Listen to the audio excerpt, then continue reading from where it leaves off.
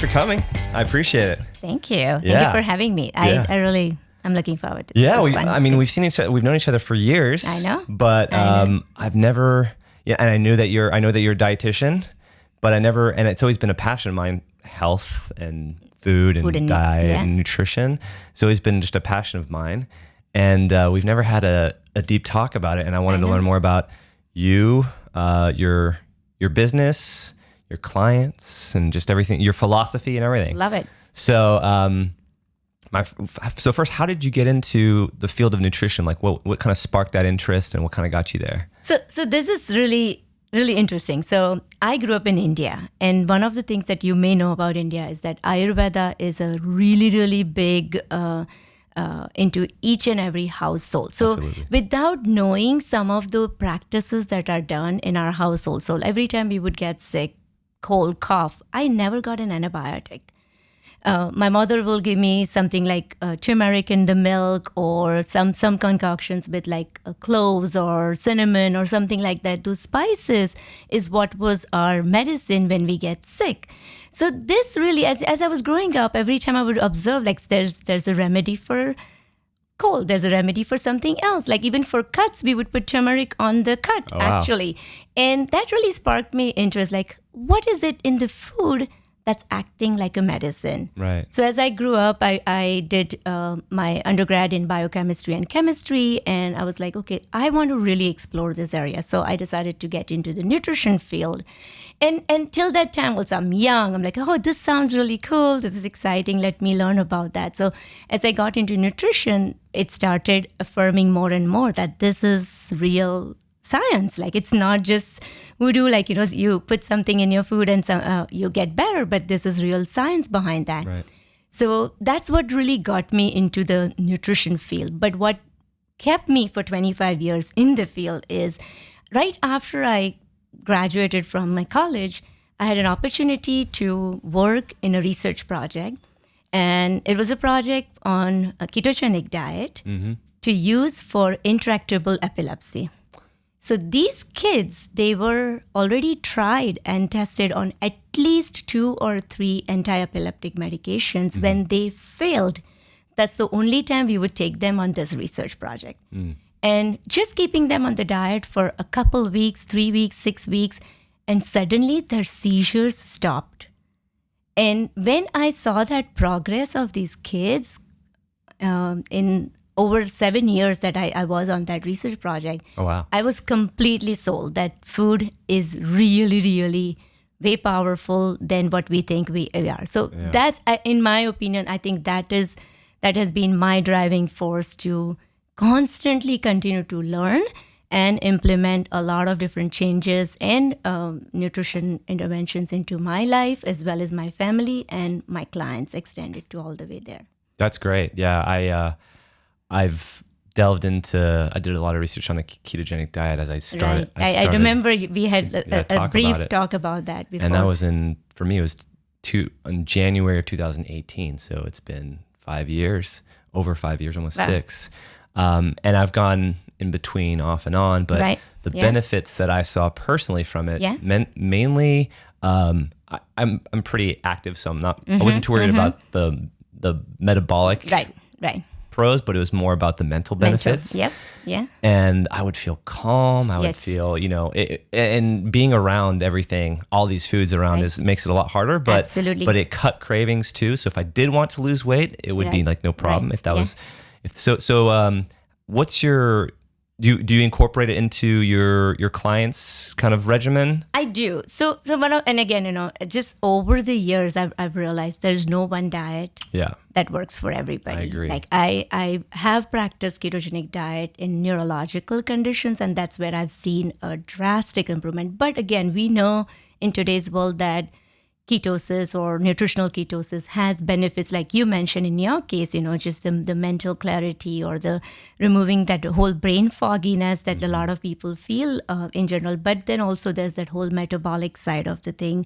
And then cancer preventions and cancer treatments also include a lot of ketogenic diet as well. So I do incorporate it, but I wouldn't say that that's the only one principle that I recommend for all of my clients. Like, there is definitely, from ketogenic to vegan, I think there is a diet or a lifestyle to be more correct in saying that you have to find what's the right one for you. So like you discovered that worked great for you. What is it that for every individual that works? It's got to be like custom tailored. Customized. Yeah, that, right? Absolutely. Yeah. You mentioned something about the ketogenic diet and cancer. I've heard about this. I haven't read studies personally. Everything that I've heard has been anecdotal from people who've experienced it as well. I don't know if there's been any studies with it in humans or trials or anything like that related to it. But what is some research or some promising indicators of how the keto diet reacts to cancer cells? Right. So there's a lot of theories around cancer, right? I mean, again, we are still in the research phase. I don't think we've ever come out of that in that particular area, but there's a lot of research that's also supporting that cancer is a metabolic disease. And if we really take that further into the whole blood sugar stabilization and applying those principles, ketogenic diet, because it supports stabilizing the blood sugars really well by using ketones for the energy purposes. So that's the whole principle that kind of supports that there is definitely an area of interest and much more research needed in that particular area. Now, not all types of cancer, and again, I know we can but like there are certain types of cancers that could benefit a little bit more from a ketogenic way of living, or even in general nutritional ketosis versus the other, and that can be something we can always have a lot more to continue to learn about. But because I read something along the lines of like it is shown to be or anecdotally is shown to be beneficial for certain types, but like leukemia, for example, it doesn't have much of an effect on it. I think, is it because you're depriving your body of the glucose that I've heard that the cancer cells feed on? Yes. That's the main idea? That is the main idea behind cancer as a metabolic disease. So basically you're starving them off of their fuel and using ketones for your body fuel. Now, there's also studies that show that there are some cancer cells, they can also thrive on ketones. And again, that is the area that is still evolving. So, hopefully we'll have more knowledge in that particular area as we continue to what cells or what types of cancer that you know? I honestly, I don't have exact research on that. I've heard that as well. That's why I'm curious. But there is definitely research coming up on that they can also thrive on ketones. So I don't think I have enough knowledge, or I don't think there's enough evidence out there to say for sure that that's the way to go about. And I think that's the best way. What you said earlier about it being custom tailored for everybody, just like that's a perfect example. Not every diet's perfect. And also when you look back to say 50 to 100 years ago, we assume the incidence of cancer was lower. We assume. I guess we know. I don't know. I don't know the answer. But either we just didn't have the methods of testing like we do today, or there were really people with a lot less cancer because they were eating less. They were less exposed to things that could help cause the toxins that are out there.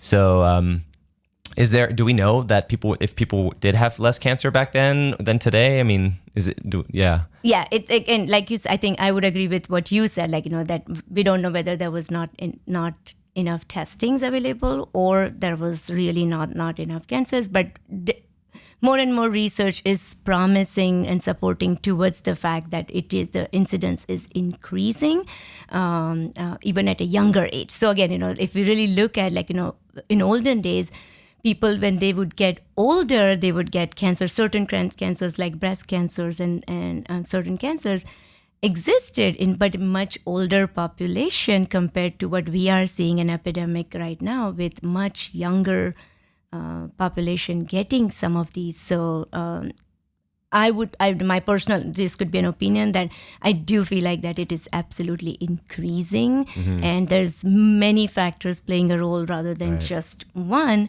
and definitely the environment is playing a bigger role than the genetics. So like, a lot of people push like, is it genes? Is it the environment? And I always say that I think it's both, but I think, always the higher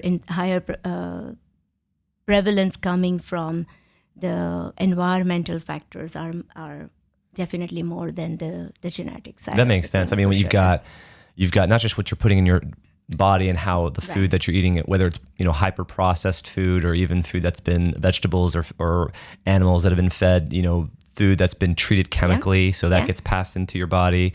And it's really hard to avoid today. Plus, who knows what all these, I don't know much about, I'm not a conspiracy theorist, but the whole 5G, the waves that are hitting our bodies, being in the city, the fumes that we're breathing in from being near a city, all of these things I'm sure contribute to what can. And no, you're absolutely right. And again, I agree with you. Like, I know the whole 5G is one of the areas where, again, I'm not one of the conspiracy theorists as well, but the use of technology is going like so much more compared to when we grew up. And now, like when my kids are growing up, I see that it's so much more in the rates of anxiety, depressions. I mean, I work with a lot of younger kids also, and it's disheartening to see 12-year-old and 13-year-old being on an antidepressant. And that's I mean, there's definitely way more that is not paid attention to than no, it's just normal. I don't think it's normal at this age. And that's another example of what could be leading to higher cancer rates is the stress and anxiety, right? That stress and anxiety,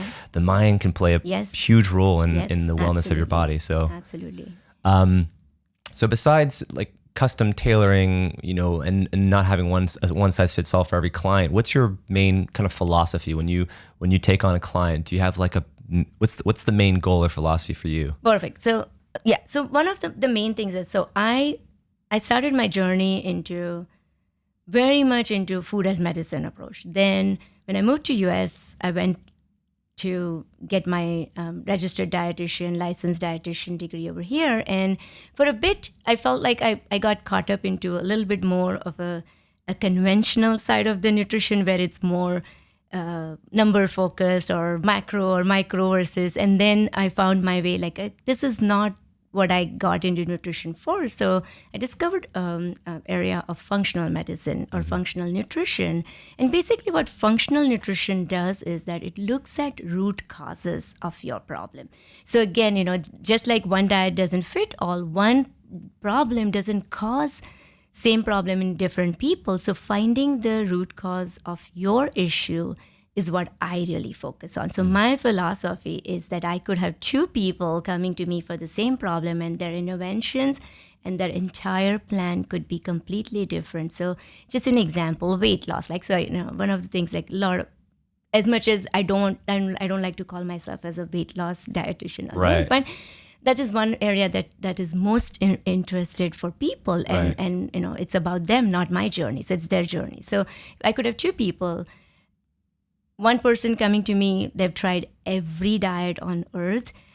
They've cut down calories to the point of like literally 800 and 1,000 calories a day, and nothing's working because other factors are not in their support in general. Like, if they are women of 40 plus, it's a very different metabolic issues compared to a young person of 20s or 30s, a man versus a woman. So finding what is it that is imbalanced. So that's the approach that I take with them. Sometimes we delve into certain labs if needed. So hormones, adrenal, thyroid, like looking deeper rather than just a basic labs.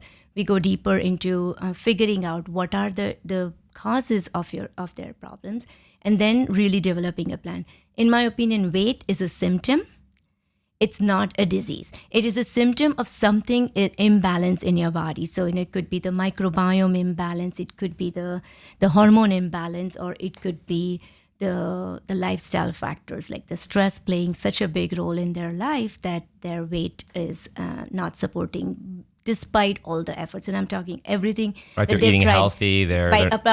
Eating healthy, putting 2 hours on the gym workout and everything, and still not getting results.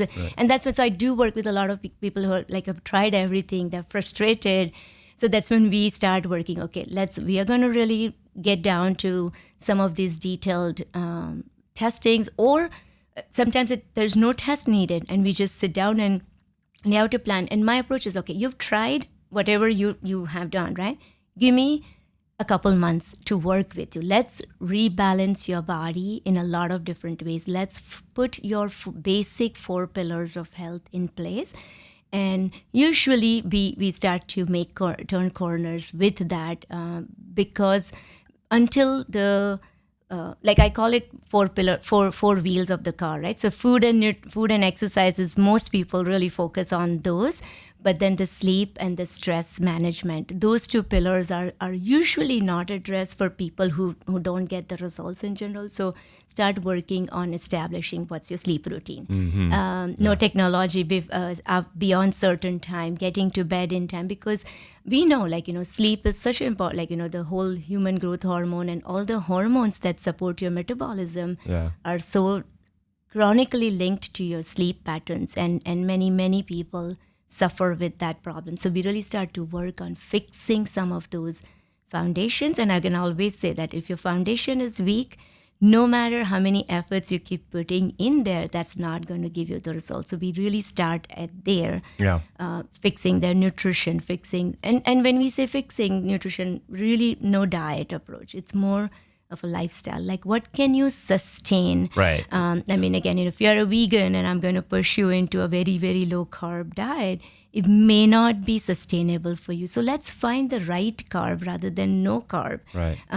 Some of those approaches really work for individuals when they want to get results for long term rather than a temporary fix. So there's tons of temporary fixes out there, as you would know, like in the diet world or the nutrition world. Right. But that's one thing that I don't like. So before somebody comes and approaches me, first and foremost, I want to find out, what are your goals? So I would do a quick basic interview with them, what are you coming in to me for? Right. And then I want to find out that, am I the right fit for you? Sure. Because I'm sure that there's one person who's a right fit for you. As a practitioner and client relation is a lot of mutual trust, but also taking you through the journey together.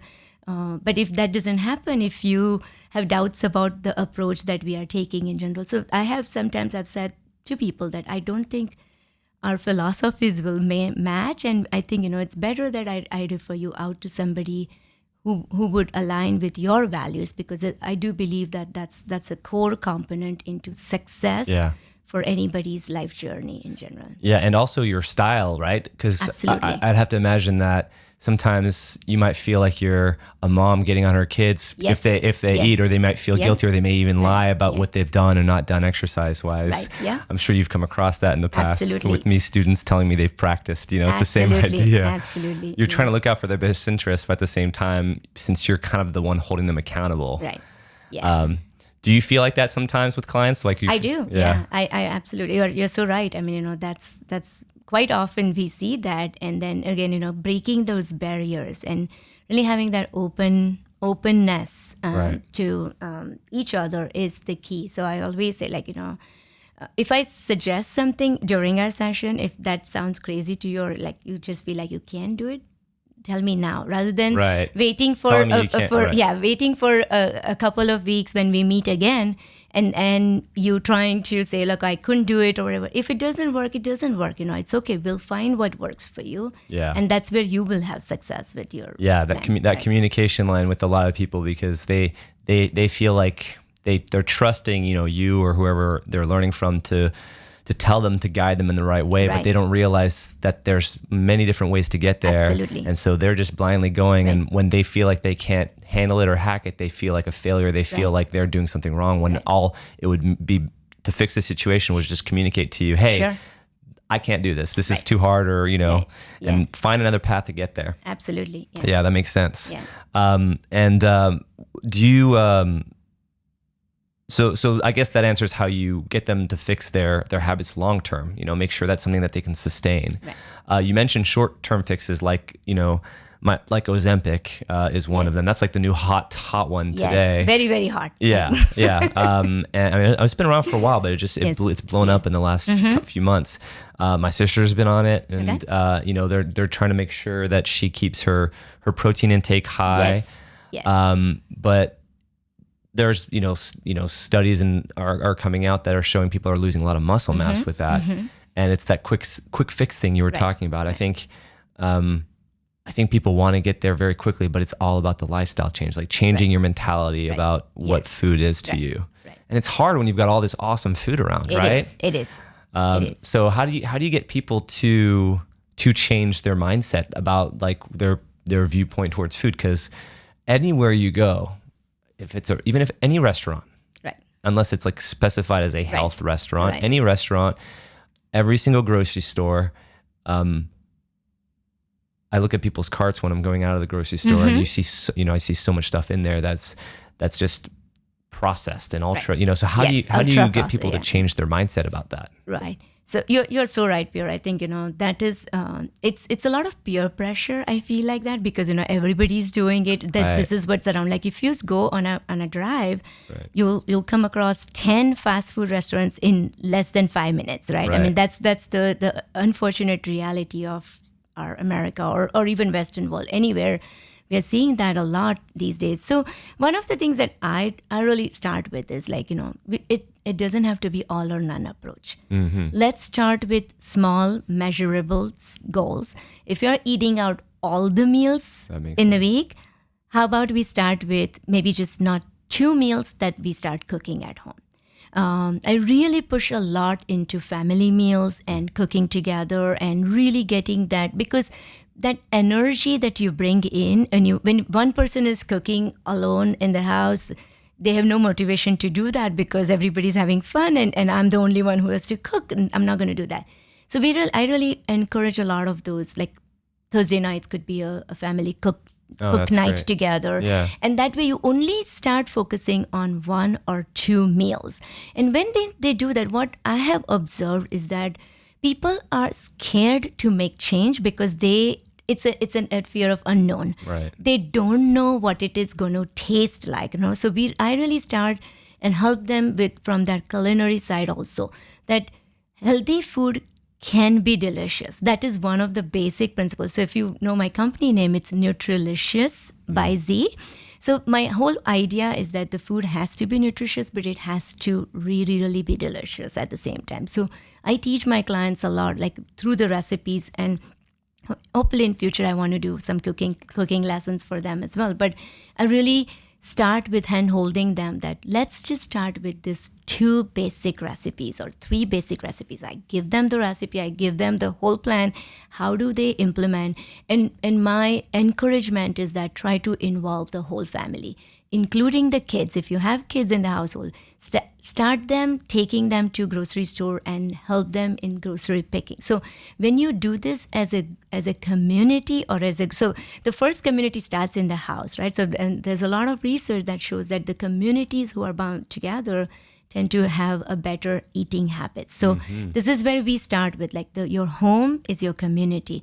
So if you do a commitment of eating 1 meal together, cooking that meal together, there are a lot of benefits that comes out of it, more than just the tasty food, the enjoyment that comes out of that. More and more people start to make that into practice. And again, many times we don't get to 100% that they will stop eating out completely. Right. But I don't think it's even like, as long as there is a balance of both the worlds in there, then it usually works out in their favor. So that's one approach. The second approach is most people don't have any plan. Like they have a lot of activities planned for the week, right? I have soccer on Tuesday and I have swimming on Thursday.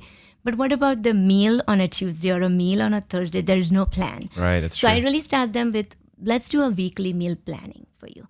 And it could be just 1 meal a week that you are starting with, or it could, if you're a little bit advanced, then maybe doing 3 or 4 meal planning or meal prepping over the weekend.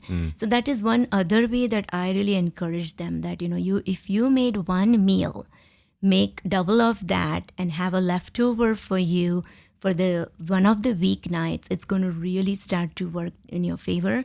So that's the second approach that I use. The third is cost. And a lot of times people really think that eating healthy is expensive.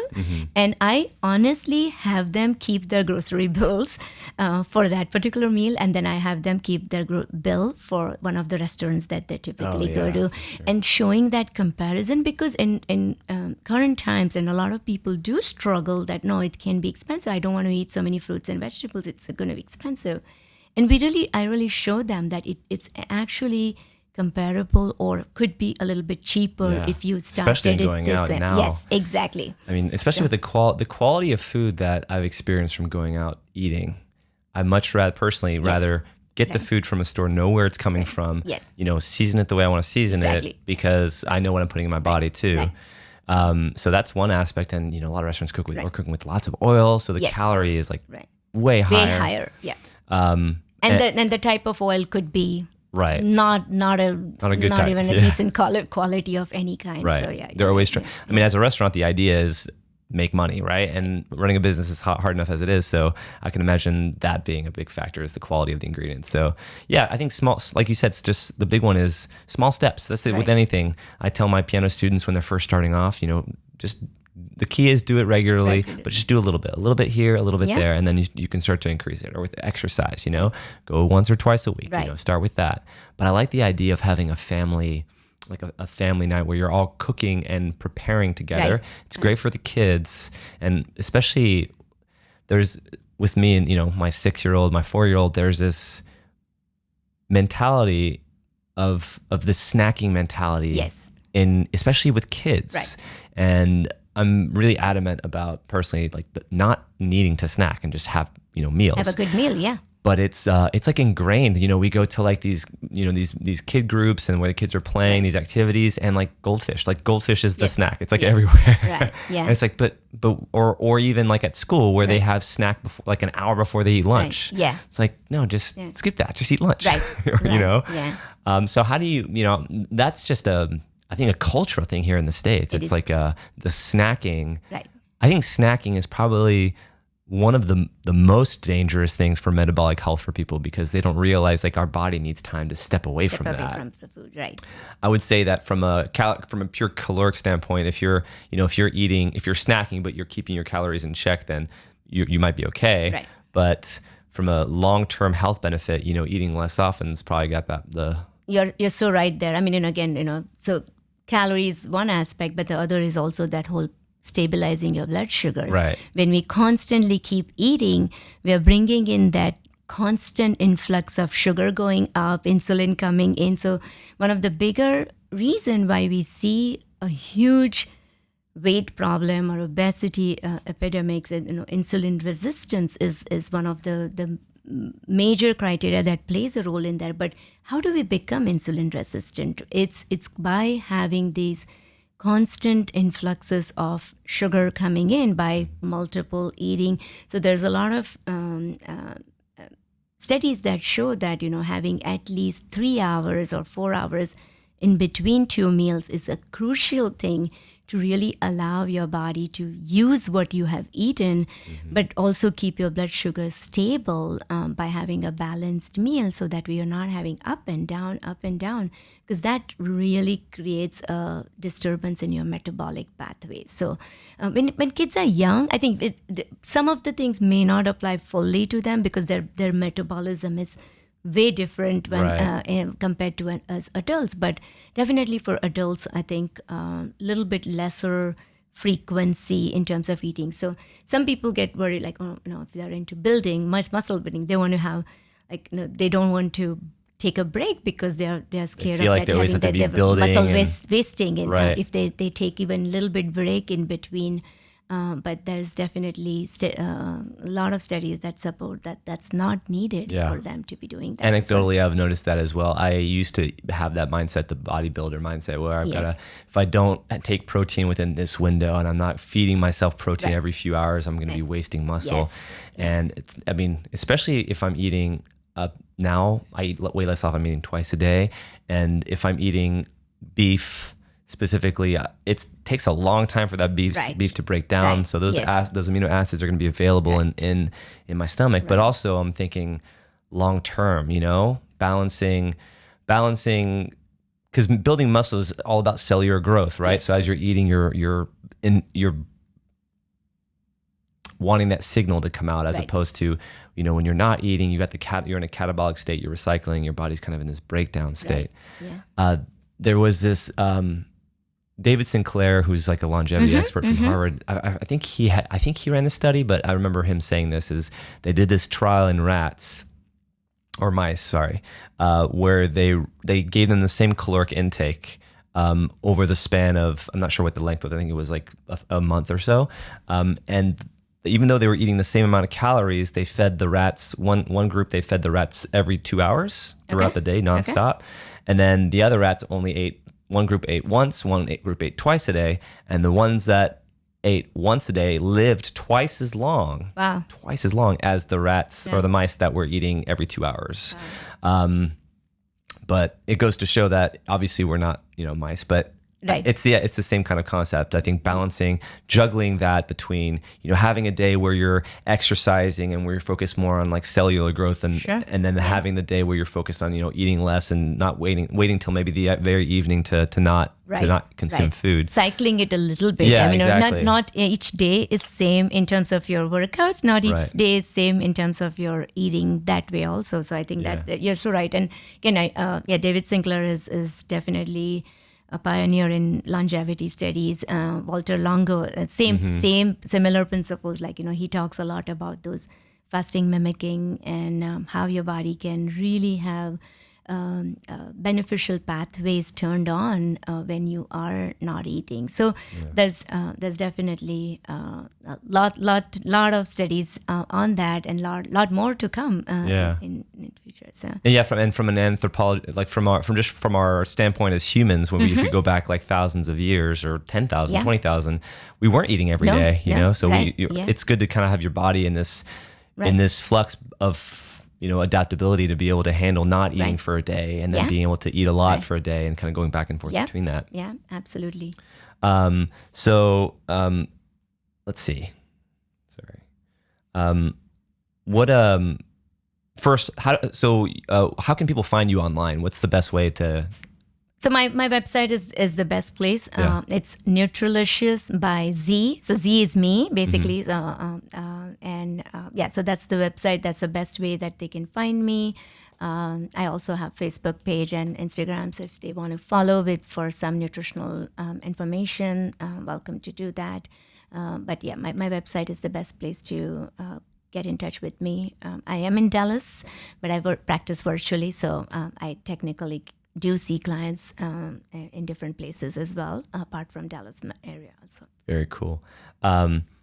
So we're gonna do a little top 5 thing. I like something like top 5s. So I'm gonna spout them out to you, and you can just come back with as quick a response as you want. But let's go through them. First one: top 5 lifestyle habits that can make healthy eating easier.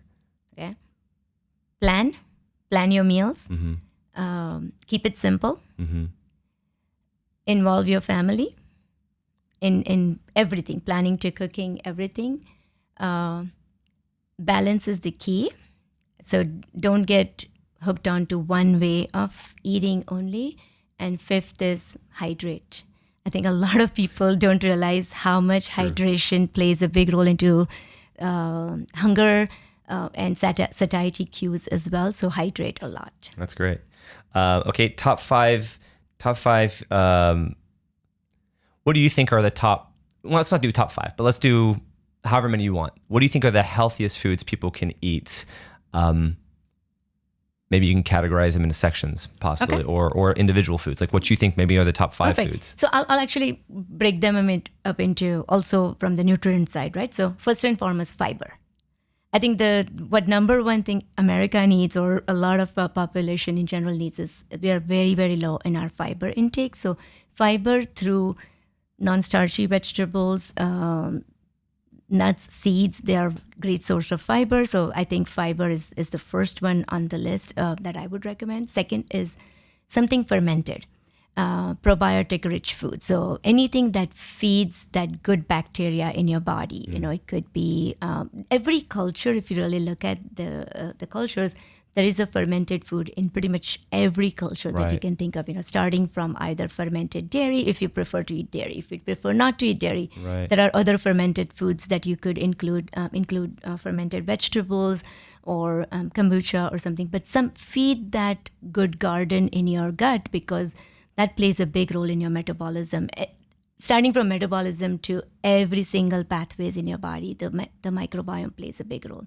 So that's the second food. The third is good quality protein, because protein plays a key role in appetite control, blood sugar management, keeps it more stable, and definitely muscle growth or more of that anabolic effects of in general. So protein of your choice.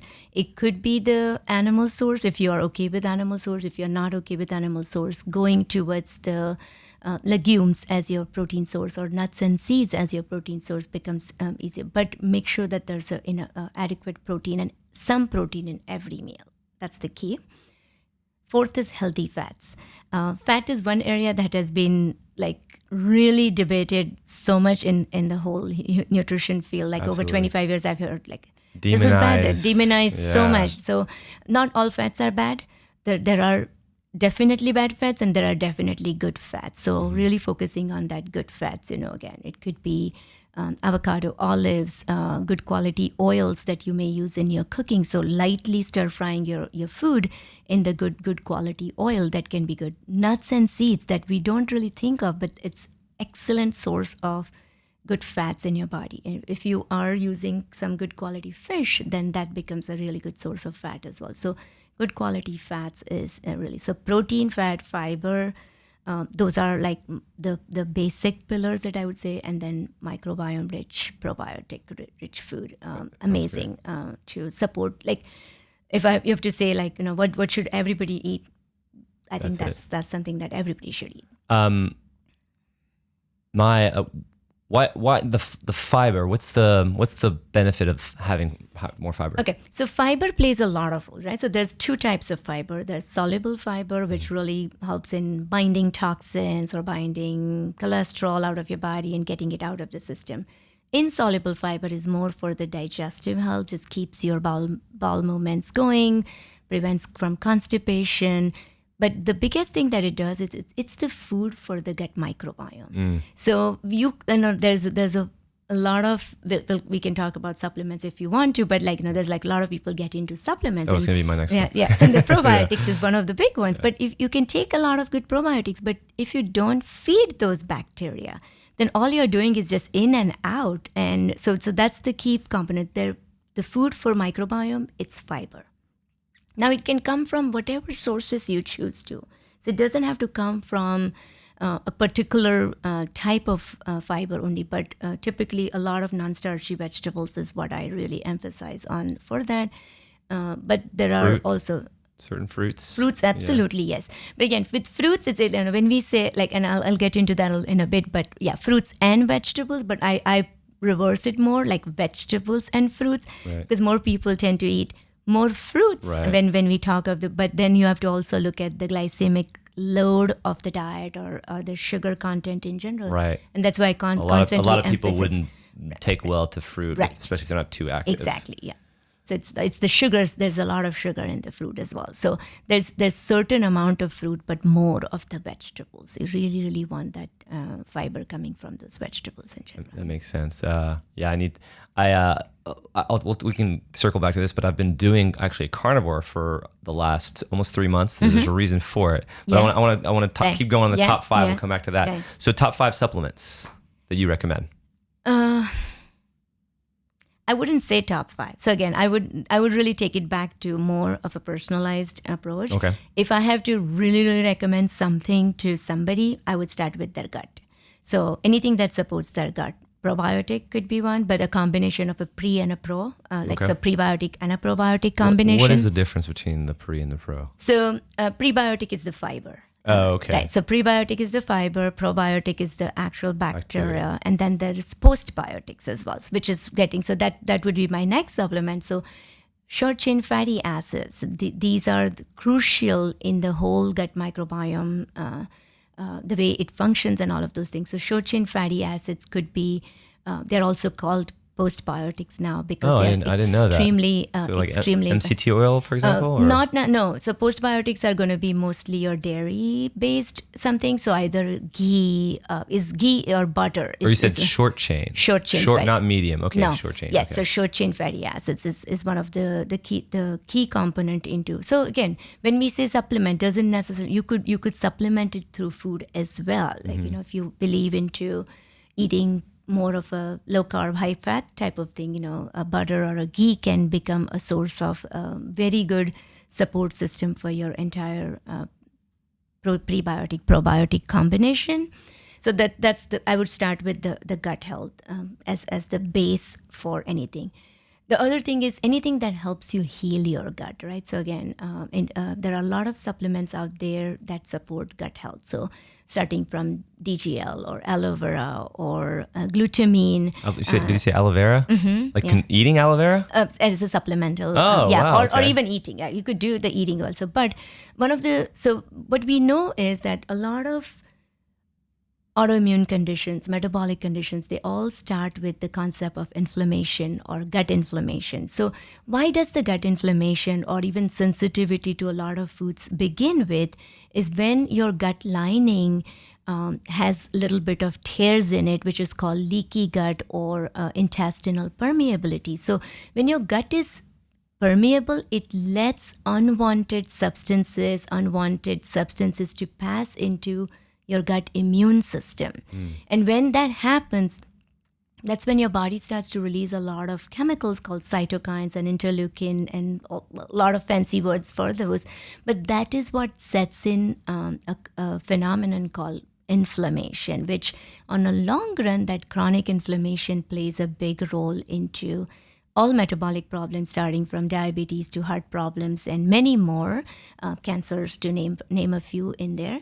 So to really stop that inflammation starting in your body anywhere, gut is the first place to really, really look at. That's the way functional medicine or my practice also focuses on. So I focus on gut healing supplements. So that's why the probiotic, the short chain fatty acid, and then something in the realm of glutamine has been shown to have really beneficial effects on healing your gut. If you heal your gut, if you're getting the root cause of the problem out, you may not have need for many, many more supplements to move forward with. But there are times when I would use antimicrobials if they have some sort of bacterial overgrowth in their body, or if they have sugar problems, then I would use things like cinnamon or something to help stabilize their blood sugars. In general, as a supplement, in a pill form, okay. As a supplemental as well, and then also multivitamin or magnesium, because a lot of people are truly deficient in some of the minerals that we need for optimal functioning of our many different reactions. Like magnesium, for example, has like over 400 functions in the blood and the body. And a lot of people are truly deficient in magnesium, whether it's that our soils are depleted of magnesium or their diets are not, magnesium-rich foods are not there in their diet. So whatever that reason be, I like to use magnesium as one of my go-to supplement for many people, I would say. Not everybody, again. But what type of magnesium do you recommend the most? Or? Depending on the reason why I'm giving them. So if it's so magnesium has many different forms, right? So you have magnesium citrate or you have magnesium glycinate. Those are top two common ones. Citrate or oxide works more on digestive side of things. So if they have on the chronic constipation, they've tried. That would help. Yeah, that helps a that lot. Makes sense. But then anxiety or things like, more, because magnesium is a very calming mineral. Yeah. So when you're super anxious or anything like that, like a magnesium glycinate can really support balance out. So again, we are not treating anything with a supplement. We are balancing the whatever is imbalance in your system. So glycinate really works well in terms of if somebody's more towards that anxiety type of issues in general. So have you heard of or taken L-threonate? I have, yes, and I love that one. Thank you for bringing that. Yeah. That threonate is amazing. Because you mentioned the mental benefits of things, and I know L-threonate is one that I've taken that is also very beneficial for the brain. I'm not sure if it's the only one that crosses the blood-brain barrier. I'm sure some do to some extent, but I know this one does a lot. Right. I used to take a L-threonate supplement a while back, and I felt like this cloud was lifted off of my brain. I felt so clear-headed. And I don't know if I've tried different brands since. I don't know if like the quality has gone down with that one that I had, but I don't feel the same benefits as I did. Okay. But as far as is there a benefit of between L-threonate and glycinate for the mental benefits? Does one offer more of a benefit than the other that you're aware of? I mean, a lot of times what I do with threonate and glycinate, you can also get it as a combination. And just like in your example, like you said, that you benefited a lot in the beginning and then the benefits started to taper off. Yeah. So you could do a combination or even cycle it sometimes. That can be really, really helpful as well, because one thing you don't want is you don't want to become, I don't want to call it resistance, but in a way, sometimes your body just starts to become resistant to something. Then you're changing it up, taking a little bit break sometimes, really, really helps out as well to get the benefits back again in general. Yeah, I'll have to try that. So I would do probably a combination that if I were you. Okay, cool. Yeah, I'll cycle on the glycinate. And you mentioned leaky gut earlier, which is pretty crazy when you think about toxins just sitting around in your body. Yeah. What causes that? Many things. So leaky gut is a very, very complex phenomenon, and it's not just one thing. There's a lot of possible reasons that can contribute to that. So one of the big ones is a highly processed standard American diet, right? So we in our nutrition field, the acronym is SAD, right? Standard American Diet. It's SAD. Lots of preservatives, lots of artificial ingredients, which are foreign to your body. That's the first thing. So that's diet or nutrition is one component. It's literally toxins in your body. Foods that are highly processed, or foods that are like the GMO foods, right? The genetically modified foods, or foods that are so we can get into gluten if we want to, but there's a lot of talks about that, the gluten molecule, the type of wheat that is grown these days is so difficult to digest by a lot of people. So when things are... Because it's so heavily modified, it's been so genetically changed. I mean, they don't, I wouldn't say that they're genetically, they're not modified GMO wheat, but it is genetically very different compared to older varieties of wheat, or even some parts of Europe, that they still have the older varieties of wheat, and people tend to react differently to the wheat there versus the wheat over here in general. I can completely attest to that, going to Me France. Too. Their standards are, or you were in Italy recently, right? Yeah. So the standards that they have in Europe for quality ingredients and how they cycle through the crops is night and day, where you eat a pizza or you eat, I'll have, a croissant or some baguette, and the feel is completely different. It doesn't feel like it hits me as hard. I feel like I don't feel as heavy after eating it. Yes. Mentally, I'm not really negatively impacted by it. Yeah. Because I've read that, or I've heard that, obviously not wheat, but corn, 99 or 95% of all corn in the States is genetically modified. So it's it's really hard to find organic, regular corn. It is. Right. And over the span of 50 years from that happening, over the course of the soils getting eroded, the soils, all the nutritions from the soils getting kind of sucked out. Right. Yeah. Yeah. Right. So you're so right. I mean, so that food and the way it's grown or the way it's handled, that's one aspect. The second is, bacteria, viruses. Digestive system is one of the ones that comes across the most hardships in general, because we come across so many things. You go out and eat, you could get a parasite, you could get a bacteria, all of those things. So those bacteria and viruses can cause a lot of impact on that gut lining. Stress. Oh, wow. A big time component that plays a very, very huge role into the whole leaky gut mechanism as well. So there's many, many different things that can cause. And once you have that leaky gut, and one of the things that's my specialty is also food sensitivity. So I work with a lot of people who struggle with they're down to like 10 foods that's all they can eat. And so we do get into like, okay, let's look up what are the foods that you are sensitive to, and how do we really come across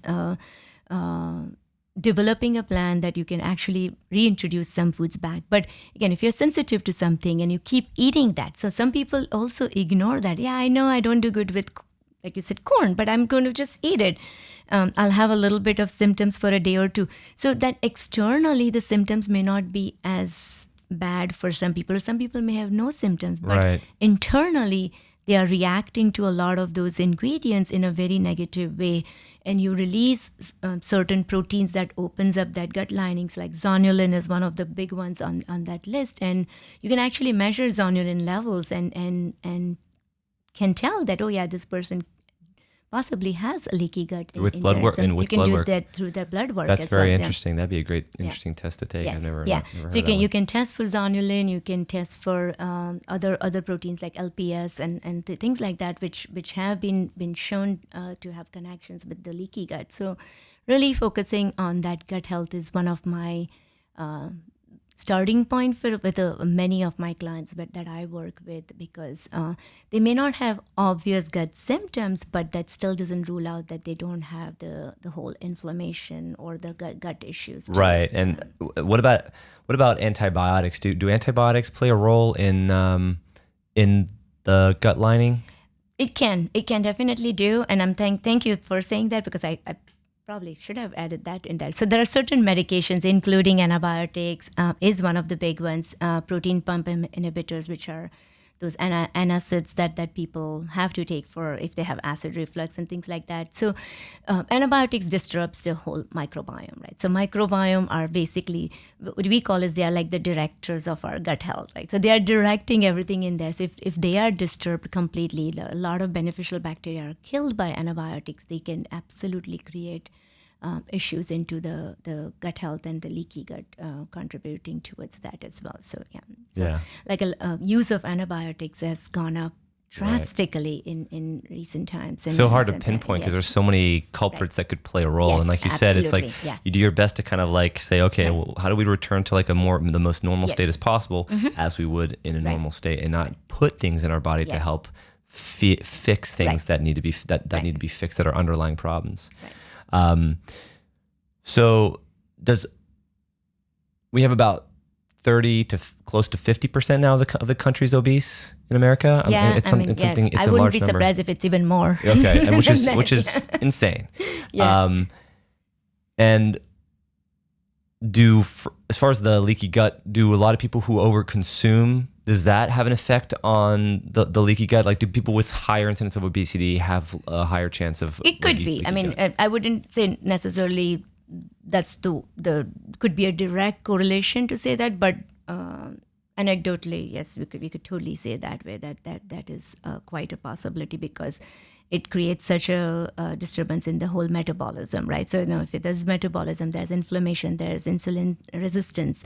Those three are the key components that really, really push somebody to go towards more overweight or obesity side of things. So, yes, it definitely plays a role. But people who may think that they are absolutely fine in their weight and they could still have a gut problems or a leaky gut that may or may not be showing in terms of weight, but that could show up as different issues in their body. And a lot of times our body is very adaptive. So one thing, like, we know that, sometimes people have I've had this problem for a while and nothing happens. Like, but then you have one trigger that comes in and boom, and then suddenly they start to have a lot more symptoms after that. And that's when they start to pay attention to. Right. So one thing we always say, like, that unfortunately, I wish we could see or feel what's happening inside, then we would act much faster. Right. Unfortunately, we don't. And that's why we think everything is all good. Well, yeah, preventative medicine is probably the best thing that you can do. And the hard part about it is, like, nobody's going to go out and get a blood test with every blood test out there, because it's just like, so it's not until things start to go wrong that you decide to take action. And by that point, it's, maybe too late. Yes. Maybe it's going to take a lot of work to reverse it. So, and it's hard to really, like you don't want to constantly look for problems, right? I mean, that's not what we want to do as well. But at the same time, again, fixing your foundations. If you do things right, you're already supporting your body without even knowing if there is any problem or without even doing anything about it. So things that support, like I said, the right timings to eat, right foods to eat, the balance, the way you eat, that is such a big area that nobody talks about. Is it's not about just what you eat, how you eat, because you have sympathetic and parasympathetic nervous system in your body, and if you eat in that stressed mindset, you are suppressing your digestion. So same food that you could have digested well, now you're not going to digest well, and then anything you don't digest well, that starts to become a cause of a problem. So there's a lot of that gut-brain connection is a huge role player in when it comes to whether brain is affecting gut or gut is affecting brain. So it's both the ways that highway is kind of there to communicate back and forth. Vagus nerve, and I'm sure you've had somebody talk about vagus nerve. You probably know about that. But a little bit, but not that much, no. Yeah, so vagus nerve is basically the highway that connects the gut and the brain, right? So it sends signals back and forth both the ways, and that's why a lot of times, when you have gut issues, that could also translate into having certain other issues, like people who have a lot of anxiety. Then we take a look at back to their gut health. Okay, so that's I've heard the correlation between the two, but I didn't know the vagus nerve was kind of like. And then that. We say our second brain is in the gut, right? Right. So then when you are stressed, what happens? You have that queasy feeling in your tummy. Yeah. That's basically your nervous system acting up at that time. That I have to go present in front of 1,000 people. You're going to have a little bit of jitters right there, and that's all kind of connected right there. So support the whole body. That's the way you want to really approach a lot of health issues in general. That's really important. I think if you could later send me the links to all the different types of probiotics that you recommend, Absolutely. that way I can post them in the description. That'd be great, because I'm also interested in them for myself, but also I'm sure people would want to. Yeah, and again, there's probiotics and the whole micro. It's such a evolving topic. So there's beneficial bacteria like lactobacillus is one of the big ones, and bifido. Those are the most prominent bacteria in every individual, right? And then there's Saccharomyces boulardii, which is more of a fungal probiotic kind of, but very, very beneficial in many different issues. So I'll be happy to share some names there too. Why do you think so many people, going back to obesity, why do you think so many people are obese today as opposed to, say, 50, 60 years ago? So again, I would probably break maybe couple 2 to 3 things for sure. Number one is activity. I think we are very, very less active as a overall population today than in olden days. I don't know about you growing up, but where you, but when I grew up in India, we didn't own a car ever. Right. We walked everywhere. Yeah. Went to school, colleges, wherever we walked everywhere. There was at least that we didn't have to count our 10,000 steps. I knew I was getting my 10,000 steps in general. So I think the activity is a big one in general. The second thing is the portion sizes have drastically gone up. In Texas, we know everything's supersized me here, and that's pretty much what shows up in our body as well. So just a little fun there. When I grew up in India, and then when I came here, when you go to restaurants and places they serve you such big portions, and psychologically you feel compelled that I have to eat this whole thing, right? I mean, whether somebody tells you or not, so you end up start eating more.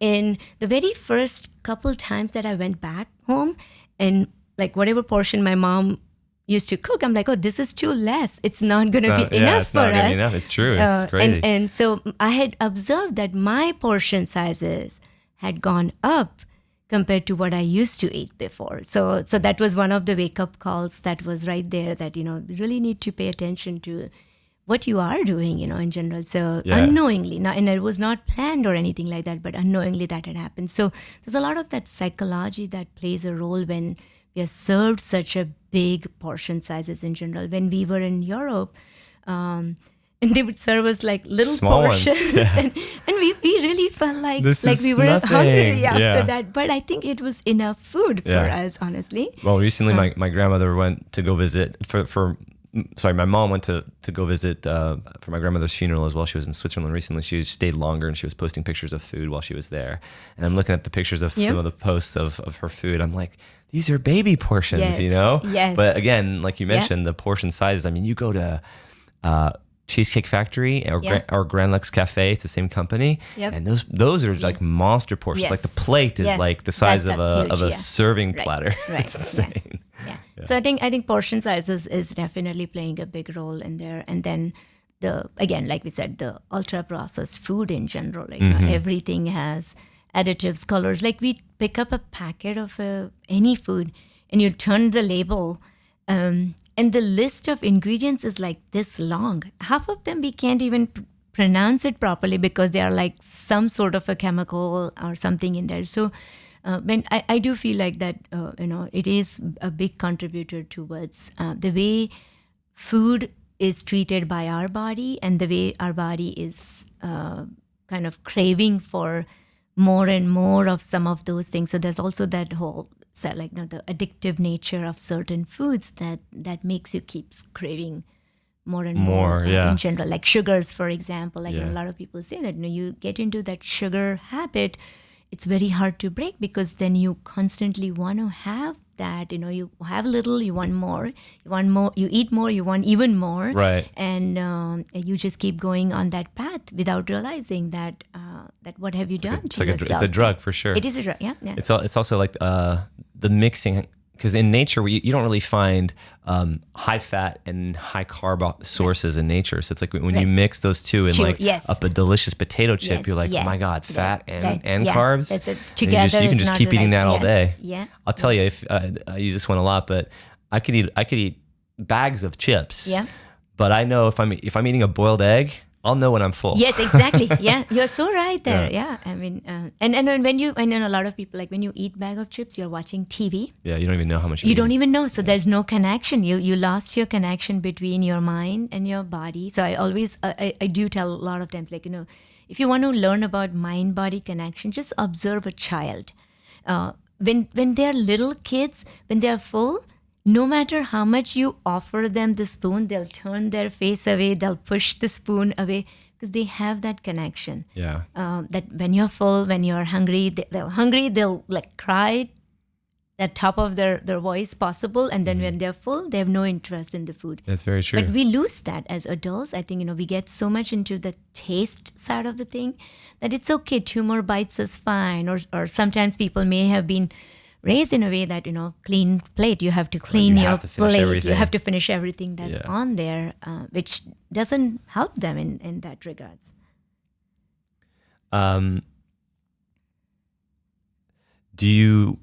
What's the best way for, actually, first question is, are all people who are obese diabetic?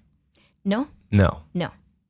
They're not, and surprisingly, some of them never even get sugar issues. But interesting.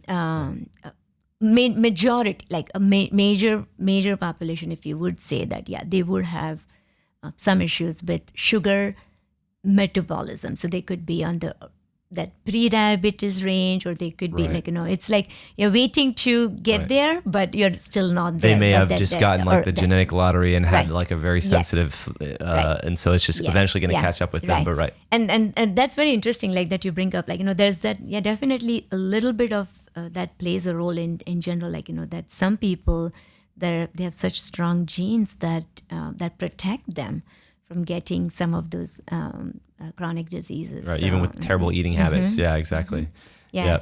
It shocks you when you see somebody like smoking all day long and eating whatever they want, and they're living like at 80 years. They're absolutely walking around. I smoked a cigarette every day of my life, and absolutely. And that's the thing with a lot of studies too, is we look at a lot of studies in people about how these areas where people live longer and looking and considering their diet. But so many studies, that's my big qualm with a lot of studies in the food industry, is so much of the studies are observational. Yes. And there are so many other factors, we just discussed so many of them, that can play a role into it. So we have to generalize and make a guess as to maybe this could be the correlative thing that causes this people to live longer. But, going back to the obesity epidemic, the big one for me that I always come back to, a lot of it was the mental culture of how mentality. Yes, we had more processed foods as the 80s and 90s arose, and we were able to have more access to food, but also the fat being demonized with the whole these Ansel Keys studies, for example. There's a perfect example of Ansel Keys picked, I think it was 7 countries in which. And a lot of these people were, it was like during Lent. So like they weren't eating meat, and they essentially was saying that these people have better markers and they're not eating fat. Fat is bad for you. And you should eat more sugar. Essentially. I mean, that's what it came down to. We all know. What would you eat, right? If you don't eat any fat, like what are you going to, it's naturally going to go towards the sugar. The sugar. And so fast forward, 20, 30 years later, we now know that a lot of the studies he ran, or the main majority of the studies, were funded by the sugar industry in the first place.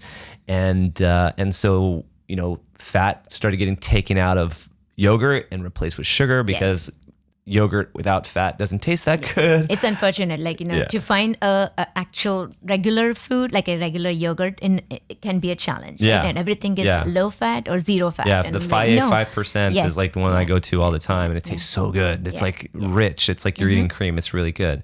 And so when people start to eat this, they're like, oh, it's low fat, so I can eat more of it. So there's the side of it too. Oh, I can eat more of it. And, it tastes really good, so I'm just going to keep eating it. And then a generation, that was in the 80s or the 70s. So that's 40 years later, over 40 years later, and people still think fat will kill you, or cholesterol too, as the perfect example, right? Yes. We already make more cholesterol in our body than we're ever going to consume. Exactly. Yeah. So, but the fact that the general population has been literally brainwashed into be thinking this, and even still today, 40 years later. So it goes to show how some of these studies that have that, that may seem on the surface like that they're the best study can really mess up an entire population for generations. And so I'm really weary of any diet, even the ketogenic diet, there's always drawbacks to a diet, the vegan diet, anything where you're taking foods out, or the best thing that I can suggest is, and that you probably advocate, is just processed foods are one thing that I think every dietitian, every person who's into longevity and eating well can agree that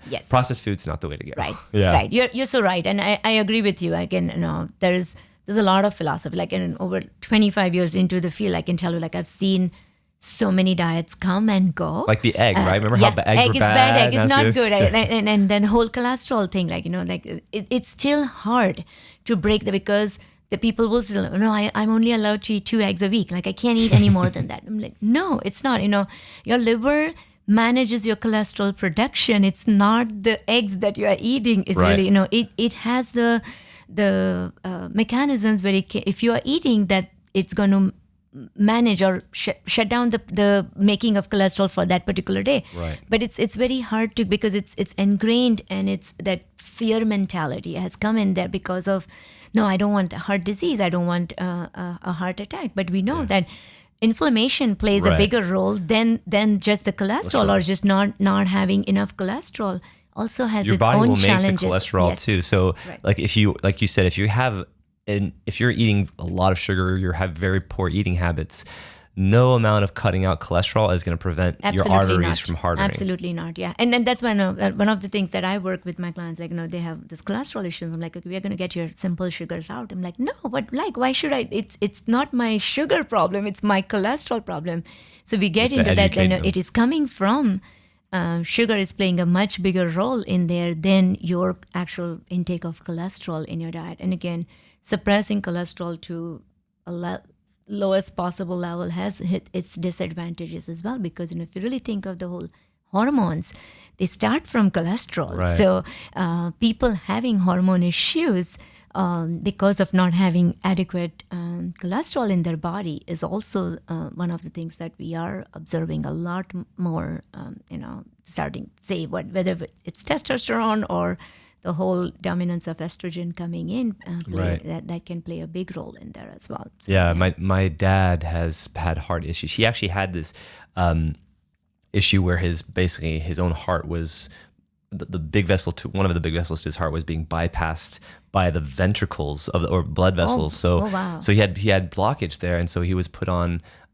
He's never quite eaten healthy, so that would be a part of it, and overindulged. But he was put on statins, and I kept trying to tell him, like, you can easily change your diet and reverse this, well, to a certain extent by changing your lifestyle. But a lot of people want the quick fix. A lot of people enjoy eating the foods that they eat. It's easy to take a pill and there's only I guess that for you, I'm sure it can be frustrating when you're trying to help a client. There's only so much you can do for them, and they won't take the advice or they won't do it, and you're like, So and you're right. I mean, it can. I'm like, because you know that there's so much more that can be done, and but if it's about their journey.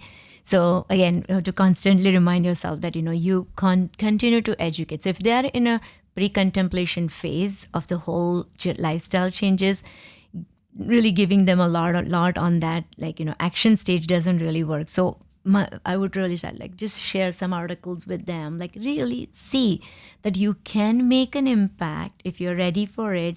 And what I find is that some will never turn around and come back, but there are some people who at a later stage do come back and they're like, okay, I think I'm ready to make some changes. And again, there is a place for medicine, absolutely, 100%, but it should not replace your lifestyle always is what I try to encourage and educate them. So do both. Right. Get the better benefits there. Right. And then, if you start to see the pros, and maybe you can start weaning off of them. Yes. We were talking about obesity and insulin resistance. You mentioned that earlier, and I haven't done too much diving into this, but Alzheimer's and mental degeneration has been something that you mentioned earlier as well. That there's been an influx of that, and all I know is that, or I've heard Alzheimer's be called type 3 diabetes, and can you kind of explain how, because I'm not very versed on it at all, but how maybe the role of the pancreas and insulin plays a role in the brain, and how that can cause degeneration, or is that something that is correlated? So you're right about that. The whole type 3 diabetes, Alzheimer's being called type 3 diabetes, and insulin playing a big role in the whole process of neurodegenerative, whether it's Alzheimer's or other neurodegenerative disease. Oh, I can't speak. Neurodegenerative diseases. So I would have to take a little bit of biochemistry dive to kind of go into explaining how it works. But again, I think everything comes down to stabilizing the blood sugar. When you have a lot of fluctuations in the blood sugars because of either constant eating or constant having that. So every time you eat, so basically, any food you eat, your blood sugar goes up. How much it goes up depends on what food it is. So when you eat very high carby food, right? So your sugar rise is going to be very high, but every time so proportionally that much insulin is released. So if your sugar goes up 10 points, then you have 10 points worth of insulin coming in. Tries to bring that sugar down. And the same cycle keeps repeating, because then your sugar goes low. So you keep eating the same things again and again, and you have those ups and downs. When you have way too much of insulin in your body, because there's also that protective mechanism that we have, and your blood cells start to resist them. That because you don't want that blood sugar within the cells to go below certain levels. So it's a protective mechanism. So the insulin's still in the blood, but the blood is not accepting it. Yes. Oh, okay. Cells are not accepting. The cells are not accepting. So insulin is still in the blood. So you can. So one of the tests that we do recommend for people that most of us take the blood glucose levels. One of the key components to prevent a lot of these issues could be that actually checking your fasting insulin levels. And that can really give you more insight into what is happening what could happen 5 years from now or 10 years from now. So if you're already showing, and a lot of people do show up, their insulin is like 25, 30, 50, 100, so that those are the signs that, today you don't have any of the sugar metabolic problems. I wouldn't even call it just diabetes, but anything like, starting from diabetes to heart problems to the Alzheimer's or any of those, but you are on that path to really going there. So it's, and to answer your question, I didn't answer that fully, but no, but that's good. I think a lot of people don't know about the mechanism of what is insulin sensitivity and resistance. So it's good to kind of explain that, like what causes the body to just not accept the nutrients that the insulin is shuttling to the body. And then again, I think it would get a little bit too much, but we know, that whole IGF-1 or insulin, like growth factor 1 or AMPK pathway or mTOR. So having that balance in those pathways is a key component, which gets disturbed when you have these constant influxes of ups and downs in the sugar or any of those. So I'm sure that that's one of the area that you are interested in. Yeah, as well we talked on it. I guess the short answer, or the easy answer, is just eat less often, right? Yeah. That's like less often and balance. So whenever you eat the balance. So that way you can, because you don't want any pathway to be pushed too much. Even though AMPK pathway is beneficial for longevity, you don't want it to be constantly turned on, versus same thing with mTOR or other pathways, that because they also have roles in growth and development and things like that. So the key comes back. Yeah, we need both. You're right, absolutely. We need both, and we need the balance between the two. So any one of those extreme path on any pathway will not support the whole. Like not fasting for too long, or exactly, depriving your body of certain nutrients. Right. Or on the other extreme, like eating constantly throughout, especially in high quantities of like sugar or things that will, with the high glycemic loads, that'll spike. Exactly. Yeah. I had my fasting insulin done, and mine's at 3. So and what's funny is like I was looking at. Is that when you were on a low carb ketogenic? And I still am, right? Because right now I'm doing carnivore. Right. Yeah, that's so right. And the reason I did so before I did the carnivore, which was 3 months, coming up on 3 months. I'm about to do blood work for a reason. Okay. But I was at 3. Okay. And so I'm doing this to see how I'll benefit from that, see how those markers change, if they get better, if they change. But also, I feel really, really good on it. But the downside that I've read, and I'll see when I get tested, because I'm going to be testing this week, is this is kind of new. It's a trend that's been happening with a lot of people who have been doing the carnivore diet, is that their hormonal balance. So their free testosterone, their total testosterone goes up considerably, which they think it's good, but the free testosterone is low, and then the sex hormone binding globulin, the SHBG, is high. Mm-hmm. So you have all this, what's free testosterone, but it's all being bound up by the sex hormone binding globulin. So I'm curious because as I reach 40, I'm kind of wanting to monitor my hormone levels. So I'm doing this as an experiment to see what my numbers are going to look like. That's awesome that you're number one, you're doing something, but you have a proper system in place. So you're trying the carnivore, you're checking your blood work to really see the impact on your body. And that's exactly what a personalized approach or personalized nutrition would be in general, that really finding the right fit for you. Right. And that's something that's sustainable. Like you mentioned earlier, that, it's hard sometimes, being around a lot of different types of food, especially if you have family and if you're just alone. If you go out to eat. Exactly. The peer pressure, hey, you want to have dessert? Let's share dessert kind of a thing. Yeah. So again, finding that, and again, something may be right for you at this point, maybe 5 years down the lane, you may have a different goals and you have a different approach at that time, and or it could be the same. So again, right. I think. I think you hit the nail on the head when you have a client, I would assume you're kind of troubleshooting. Yes. And so the goal is get them to be healthier, yes, and then also to feel better. Right. And so if a lot of times the only way you can tell if, first of all, if they're getting healthier, they might feel better. Right. But if you don't have those blood scores in whatever you want to right. judge, whether it's their minerals, whether it's their vitamins, whatever, if you don't have those blood scores, you don't have a marker to compare right. it against. It's like you might feel great for now, right. but it looks like we have issues here. So let's right. try to tackle those. And unfortunately, I'm sure there are better ways, but blood scores are the only kind of thing we have to go by, right? Yeah. Yeah, blood score is one of the ways that you really get. I mean, certain minerals and all, you can do it in hair analysis also, which is also right. another way to test some of those.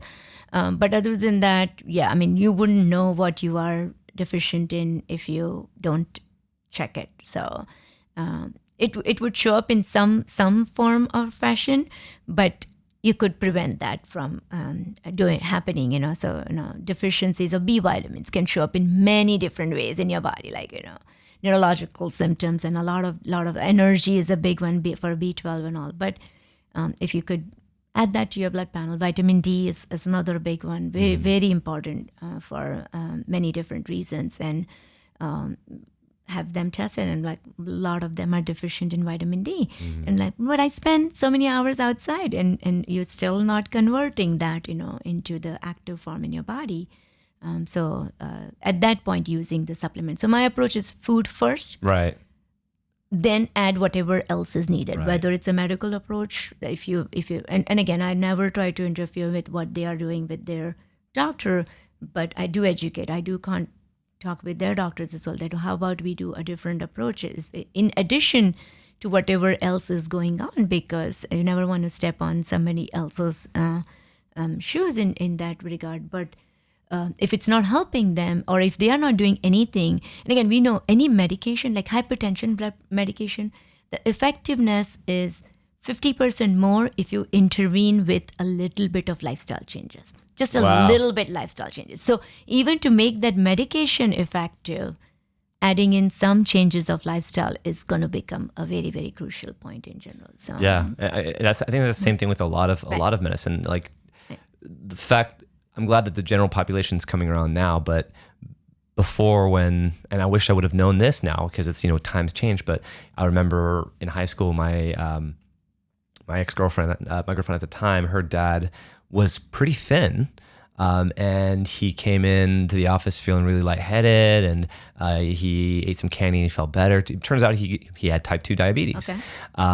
And back then I didn't know much about nutrition, and still to this day a lot of people don't. But that entire issue could be resolved pretty easily with lifestyle changes now. And the fact that we know this today, and the fact that we're reversing, diabetes. Can you completely reverse diabetes in that sense? Like, can you bring somebody who has had insulin resistance and they're basically diabetic to that point? Is it possible to bring their, was it the IGF-1 scores or whatever it is, bring their scores down to where they have that insulin sensitivity back again? You can. I wouldn't say that in everybody, because definitely there's a lot more than just the numbers. But I have seen, like, even A1C. So I have seen people go from their A1C of 11 or 12, 13, which should be less than 6 ideally, or 5.6 now, right. that they are like classifying. So, and they've gone to 5.5. And so what is, like, when you say, okay, have you reversed diabetes? So if the criteria for diabetes is blood sugar beyond certain numbers, or because A1C is not used as a criteria for diagnosing somebody as a diabetes. So it's only the blood sugar. It's only the blood sugars that's used in there. So, again, depending on what criteria you're using, or even if you're looking at somebody and saying that, okay, 5.6 A1C, now you're pre-diabetic. So you can put them as pre-diabetic at that point. So if your A1C has been staying at 5 consistently, technically, you are not diabetic at that point. But, right. There's certain rules and regulations from the medical perspective, like once you have a diagnosis on your chart, maybe it just remains and you're well controlled with that. But physiologically, have you changed it? Yes, you can. Right. Absolutely. On paper or medically, I don't know if that would be kind of that you can erase that code on your file or no, but I don't have the knowledge on that. But, right. Yeah. Well, so my mother-in-law, I like to bring family into these podcasts. My mother-in-law had recently was diagnosed as pre-diabetic because her A1C level was high. But so I looked at her blood work and her iron was low or high or low, I forget. But basically, you can have a falsely high A1C reading if you have a ferrite level, or that's too high or too low. I forget which one it is. But anyways, I caught that just because I'd been recently doing some YouTube watching videos, and I explained that to her, and I'm like, you need to figure out that as well, because that could be the factor for it. Yeah. And the fact that her doctor hadn't even addressed it is kind of scary, because those are things that you would hope a doctor would catch, you know? Right. And so I think that that, as you mentioned, like what one blood work is going to say whether you're diabetic or not. Yeah. I think taking, a series of things, right? You're multiple tests and correlate them together to get the best idea of what it is, right? So blood work is basically, it's that minute what's going on in your blood, the minute that they drew the blood, right? So any one result may or may not be the right answer. So trends are very important. Yeah. So if somebody has an abnormal lab result, that's one of the things that a lot of practitioners would say that, go back in a month or 2 weeks or something. If something's not like real emergency, go back in a couple of weeks and repeat that. And that's when you will probably know a little bit better. But there can be, if you are acutely inflamed, some markers can change in that regards as well. And if that's what is happening, is that the true picture or no?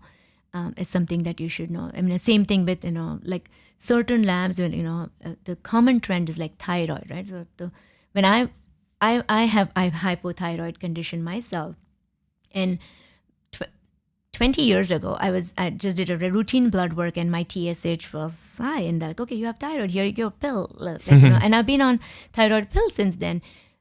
Until I got into the deeper nutrition, functional nutrition and all, I'm like, okay, but nobody tested my antibodies. Nobody tested my T4 or T3 levels. And I got them done. And that's when I realized that, my thyroid had an autoimmune component in there.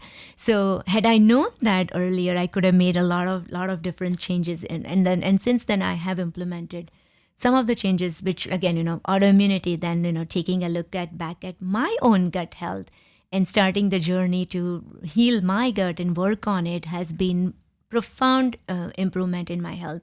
I still do take my thyroid medication because I do know my levels are supported well with that. Mm-hmm. But then every time I test it, I have that, like I want the whole panel, not just a TSH level, because TSH is not even a thyroid hormone. It's the pituitary hormone, which tells your thyroid that go make your thyroid hormones.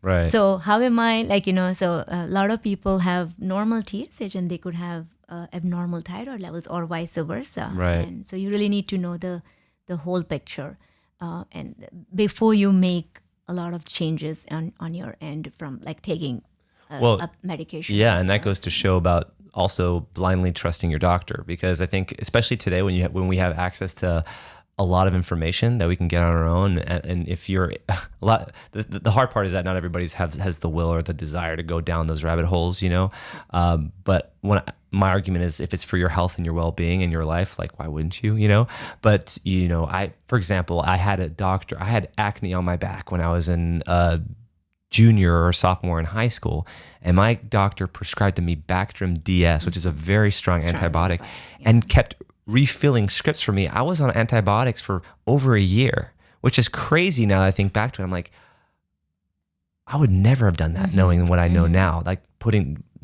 an antibiotic like that. Or in your case, getting on the thyroid medication when, after you're doing research, there's things that you can do to help mitigate that. So I think it's super important that you try to find the right doctor, and even then, don't take their word as the gospel. Your own health advocate. Yeah. You have to because do your research. Yes, yeah, absolutely. Do your research. Have questions when you go to, because a lot of people forget. Like, that's one of the things that most of the people that I work with are like, oh, I forgot to ask my doctor this. I'm like, so always have a list that what else could I do? That's one more thing. There's always that one more thing that you could add on as part of the lifestyle changes, and that can really help even support, even if you have to do whatever intervention is needed from medical side, but there's always other side of the things that you should not ignore. Just take like you said, statin and just sit. No, then do something with statin so that you can actually get the benefits of getting your heart in a better health. Yep. What do you think?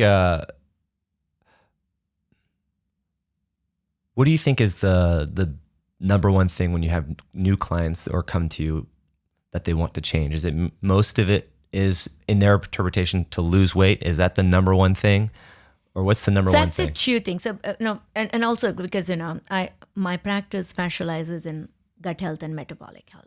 So that's one of the reasons that I do get those two. Most common is that either they have some sort of a weight or metabolic issues, meaning the diabetes spectrum, the whole thing.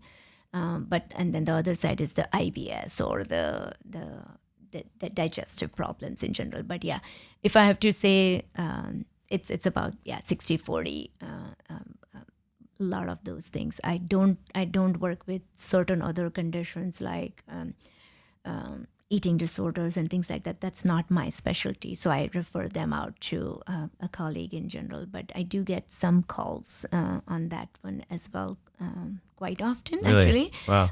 Or the more people more than before. Mm-hmm. Yeah, and then or the people who want to do the weight loss surgery. Mm-hmm. So there's a requirement that they have to have a consult with a dietitian for insurance to approve their surgery. And those are the clients that I just say that that's not my area, because there's specific diets that you have to do before and you have to do after, and that bariatric is not my area. It also probably goes against your philosophy. It does go against my philosophy, and that's when I'm like, I don't think I'm a right fit for you, because I'll probably try to encourage you that do your lifestyle before you do any other intervention, and that's just not so. But how can any dietitian go along with that idea, knowing that such a large number of those surgeries end up just rebounding and they're going back to gain the weight, but also knowing that it's just a quick fix. It's like, doing it to just lose weight for in the short term and then not change any lifestyle habits. Yeah. I mean, you're right. I mean, it hasn't sat with me, and I don't want to take away a part of my body for no reason. Yeah, exactly. There's everything has a reason. If it's in my body, that it has a reason for it. So I don't agree with that. But with the eating disorders thing, from my perspective, it seems like it almost be better to go for. Because people don't eat, it's more of a psychological issue in that sense, right? So it almost be better off, rather than seeing a dietitian, be better off seeing like a mental health specialist to help with that. It's a team, actually. Oh, it is? Okay. Yeah, you do need a team. Otherwise, you cannot, those are definitely a psychologist or a therapist, a dietitian, a medical doctor who specializes in that. So it is a team effort, very specifically for that. And the interventions are very different compared to somebody who's just trying to lose weight by eating better and cutting out whatever processed food in general, because in that particular case, you really don't want food to become more fearful, because it's already at that point in those individuals. So you really want to start showing that not every food is bad for you, kind of thing. So it's a very, very high level specialty that I have not specialized in. So what eating disorders do people come in looking for? Like, what are the? It's anorexia, where they don't want to eat anything because of the weight issue. I didn't realize it was as common as it is. It unfortunately does. It is increasing a lot more. Also, I do feel like so there's that. I think anything that we get into imbalance, right? So there's a lot of emphasis on better eating. But again, there's a very fine line that we all should realize that, don't make food a fear factor in general, because there's so much of that, this is bad, this is bad, this is bad. So rather than labeling food good or bad, trying to focus again, if it's unprocessed, then you can include that. That's the mentality that I really try to encourage, because there's also a lot of push because of that, because I can't eat this, I can't eat this, I can't eat this. And then unconsciously you are becoming kind of scared of food in general. So, orthorexia and a lot of other things coming in. What did you just say? The what? I believe it's orthorexia is the word. I could be wrong, but it's like where it's kind of just scared or over clean eating kind of thing. You could correct me on that. No, I don't know. Look up. I might have that same issue. No, I might. Yeah, you're right. You think about, food is people who are overly concerned. I would say I've definitely focused a lot on what I put into my body, but when it gets to the point to where, it's like that balance, right? It's like when you get to the point to where it's negatively affecting your life in one way or another, then at that point you gotta kind of address it. Yeah. So again, and just having that little bit of, in your case, I think you're enthusiast is what I would put, rather than that you are at a point of scared or anything like that. I think you're just health, and you are just advocating for your body and all of those things, and that's great. But it can cross. It can be, because sometimes I feel for myself too. I recognize that it's also a type of control, right? And whether it's, I think I would say that obesity and anorexia, any kind of eating disorder in one way, shape, or form is about control, right? And whether it's feeling like you can control your emotions through eating more food, or if you feel like, if I eat these foods, I will be the healthiest, and so I'll be the happiest, kind of a thing. So I definitely check myself often about that. I know what foods to and not put in my body, but I'm also aware of the fact that sometimes not to overthink it or overdo it for that reason. Yeah.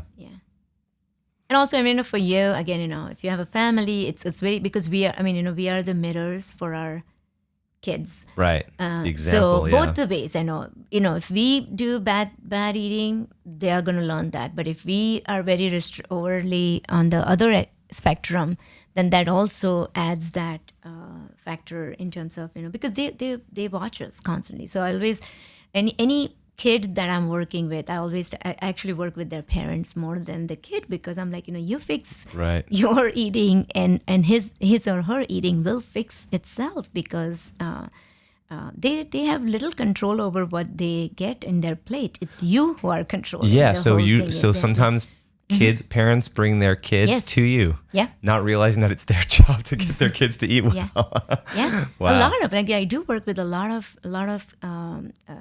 adolescents, kids, and having similar issues, and either again, it's not on the eating disorder side, but I just he's just picky. I'm like, okay, let's really dive into what is he picky about? What are you doing? He said no for certain things, but are you making 10 different things for them every time they say no? So having those boundaries is very important in a family.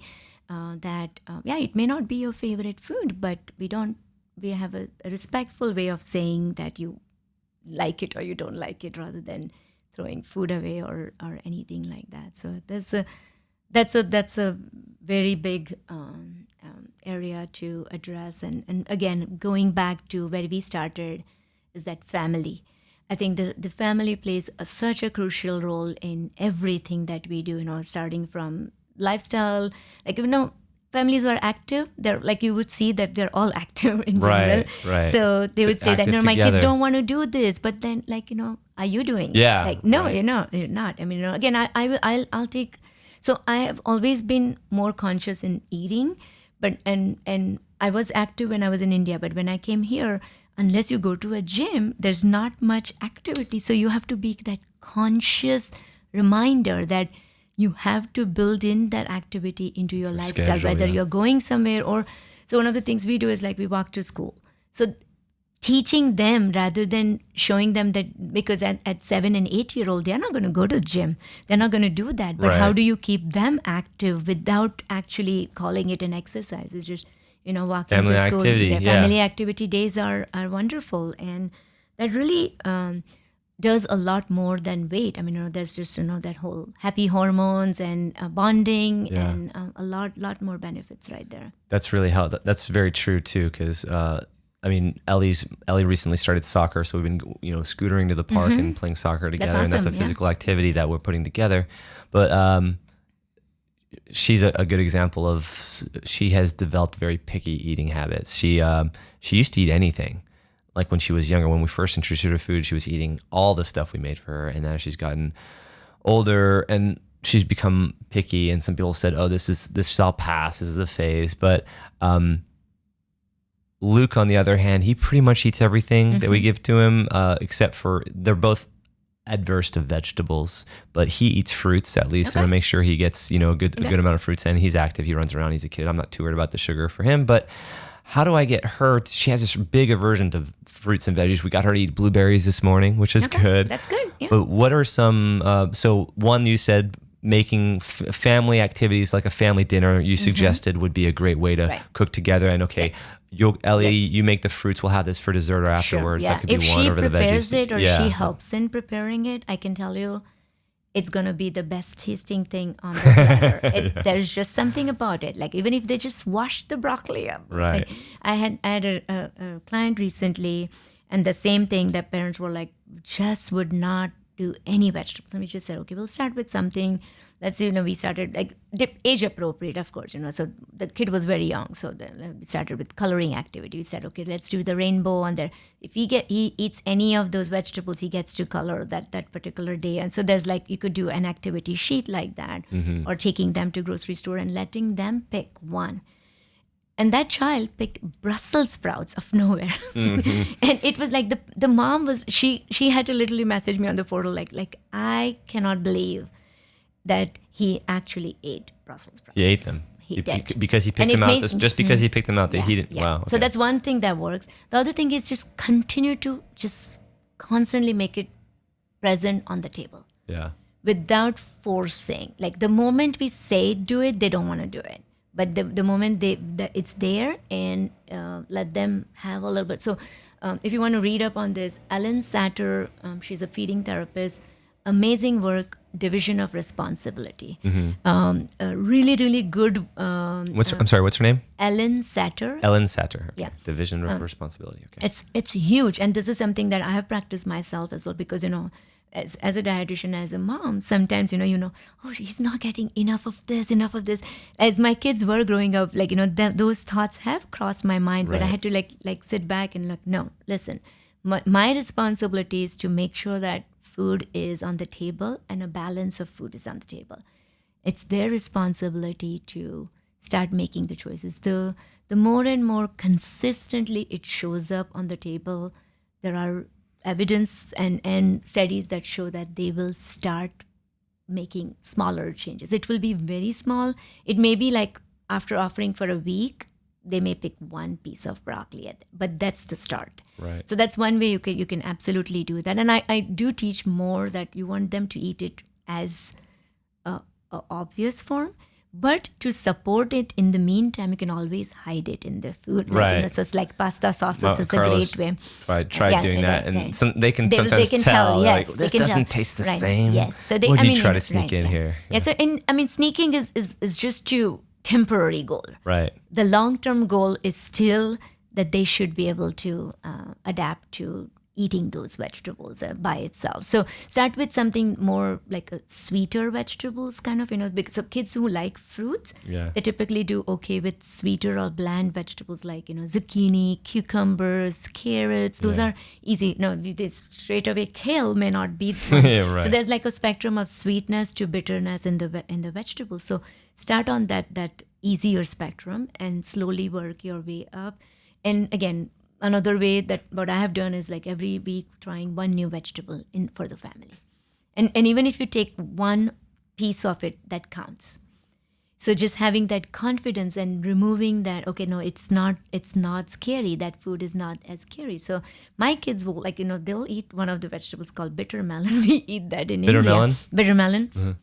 It's bitter, like it's straight up bitter, right? Is it? It's a vegetable. It's a vegetable. Of course, no. That's a great name. Yeah, bitter melon. Will you try this bitter melon? Right, yeah, it sounds delicious. Let me have some of that. So the only way I know they won't eat like a half a cup full of it or anything like that. So just like, hey, would you do one piece of it? Like, and Nishka and Sohan, they both will eat a little bit, and yeah, they're like, it's not for us for long, but they'll have a small portion of that.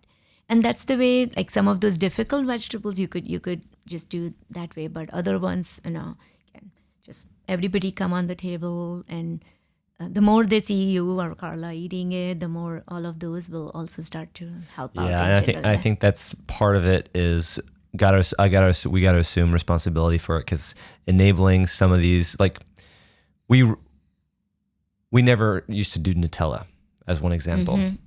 And we just recently ran out of it, and we could, I in the back of my head, I was like, we shouldn't buy it at the store again and not have these in the house in the first place. Right. And we bought some. So I think a big part of it is, if it's not available, in the, making that decision is just, because it's easier to just say, here you go, here's this bad food for you. But like, I also don't want them to be adverse to sweets and stuff. Right. So it's about the balance. But at the same time, if it's not there, then it's out of sight, out of mind, and we can just give them the food that, and they eat a lot of the foods that we eat with them, but it's just the vegetables is the hard part, especially me right now, as I'm not eating vegetables, that plays a role in it. So, and it could be a phase. It could be, but again, you don't want to wait that phase to become 5 years, because then there's very little that you can do. So, and she's still 6, 7. There's still a lot of things she'll turn around if you consistently just have that, that it's there. Involve her as much as, I think for them also, it's a lot of it is about control. If you give them the control that, hey, you could put butter on your veggies and eat that, that's okay. I think, whatever. Or some seasonings, or cookie cutters work really good. Ooh. So making something into different shapes, or making a little animal type of stuff with the vegetables is a great way that they get excited. Yeah, and I know Carla is so creative that you guys could really do something. That's a great idea. With her, like let her make it. Right. The more it's that comfort that it's okay. This is not. Nothing scary. And you're grouping with the positive experience of being creative with the family and spending time with them. Yeah, that would be wonderful for her. That's a great idea. Since I did cut out vegetables, and I came these last 3 months, and I came back and I did have broccoli because Carla made it a couple weeks ago. After eating that broccoli, I got a headache. Oh. And I didn't think, I had no problems eating broccoli before, but also I feel physically like very, very good, like almost more so than I ever have almost my entire life. And I don't know if this is something, again, that would be sustainable, but I do know that I didn't know that I could feel this good where I am right now in this in the carnivore diet. I feel amazing. And so my thoughts are, are you familiar with like phytotoxins, toxins in vegetables? And, obviously my body being away from it and then coming back to it, it may be more sensitive to the toxins, as an example. Or, so what has been your experience with toxins, with different phytotoxins, the toxins specifically found in veggies, with clients that you've dealt with in the past? So there are some people who would be reactive to it, but or even fruits, because some fruits, right. So lectins, for example, there's one of the big one, a lot of grains and seeds and veggies and all of them. Lectins is one of the ones that does tend to be a little bit more problematic for people, or just the fact that the little bit more of gassy nature of broccoli, Brussels sprout family, all of those things can also become a little bit more troublesome for some individuals. But again, I think it's all about, again, if you've never eaten, number one, go very slow when you add it. If you want to add it again, and there's always that carnivore diet, there's no vegetables in there, right? Absolutely. And suddenly you ate, it was a a new thing for your body, and Right. it could have triggered some. But it's hard to say that it was straight up phytotoxin that caused it versus was it some sort of a GI reaction that could have also triggered. Was it an organic broccoli versus a regular broccoli, and all of those things? So and then again, pesticide is real. I mean, so there's toxins, but there's also pesticides. But then, if you look at it, there's pesticides. Ultimately, if you look at through the food chain, they end up going to come all the way as well. So that's where the quality of the meat. So I'm assuming that you probably eat one of the best qualities of the beef that you get and all of those things, but because the toxin buildup in animals, like whatever they eat or whatever they are fed, is also going to be something that's going to end up again. So they're up on the higher on the food chain. So it's going to be not immediate impact that you may see, right? And especially if you have good quality, but then the same way. Could have the same thing with the good quality of the phyto. So there's benefits, and there's advocates on both the sides, right? Right. So the whole phytonutrients or whatever you would talk about, like the enzymes that activate the detox pathways in your liver. A lot of those enzymes need couple of things, like protein is one, which you're getting plenty of, but then also the sulforaphane and a lot of other enzymes that actually activate the detox pathways in your liver that can play a big role into your overall longer life. Or curcumin is another one, very big one as well, that which is when you talked about blood-brain barrier, and curcumin or resveratrol. Those are two that are shown to actually cross the blood-brain barrier to reduce the brain inflammation or the neuroinflammation in general. So there's again, there's pros and cons about a lot of different things that you will hear. Yeah, and I think you're right. I think that's why I definitely don't plan on staying on this forever, because I do want to see, I want to feel good, but also focus on longevity. Right. And I do want to incorporate, I've incorporated turmeric actually. What's the difference between curcumin and turmeric? So curcumin is the active compound in the turmeric. Okay. So curcumin is more concentrated essentially. Right. Okay. It's like taking, coconut oil, and instead of doing that, taking MCT oil because it's got more of it. Okay. That makes sense. So I have curcumin that I've taken in the past, and I've gotten bloody noses from it, but I think it's maybe because I was taking too much. Or you could. Yeah. So because I was taking the recommended dose on the bottle, and it's a good brand, but I could be more sensitive to it. You could be. And that comes back to the Ayurvedic medicine, right? So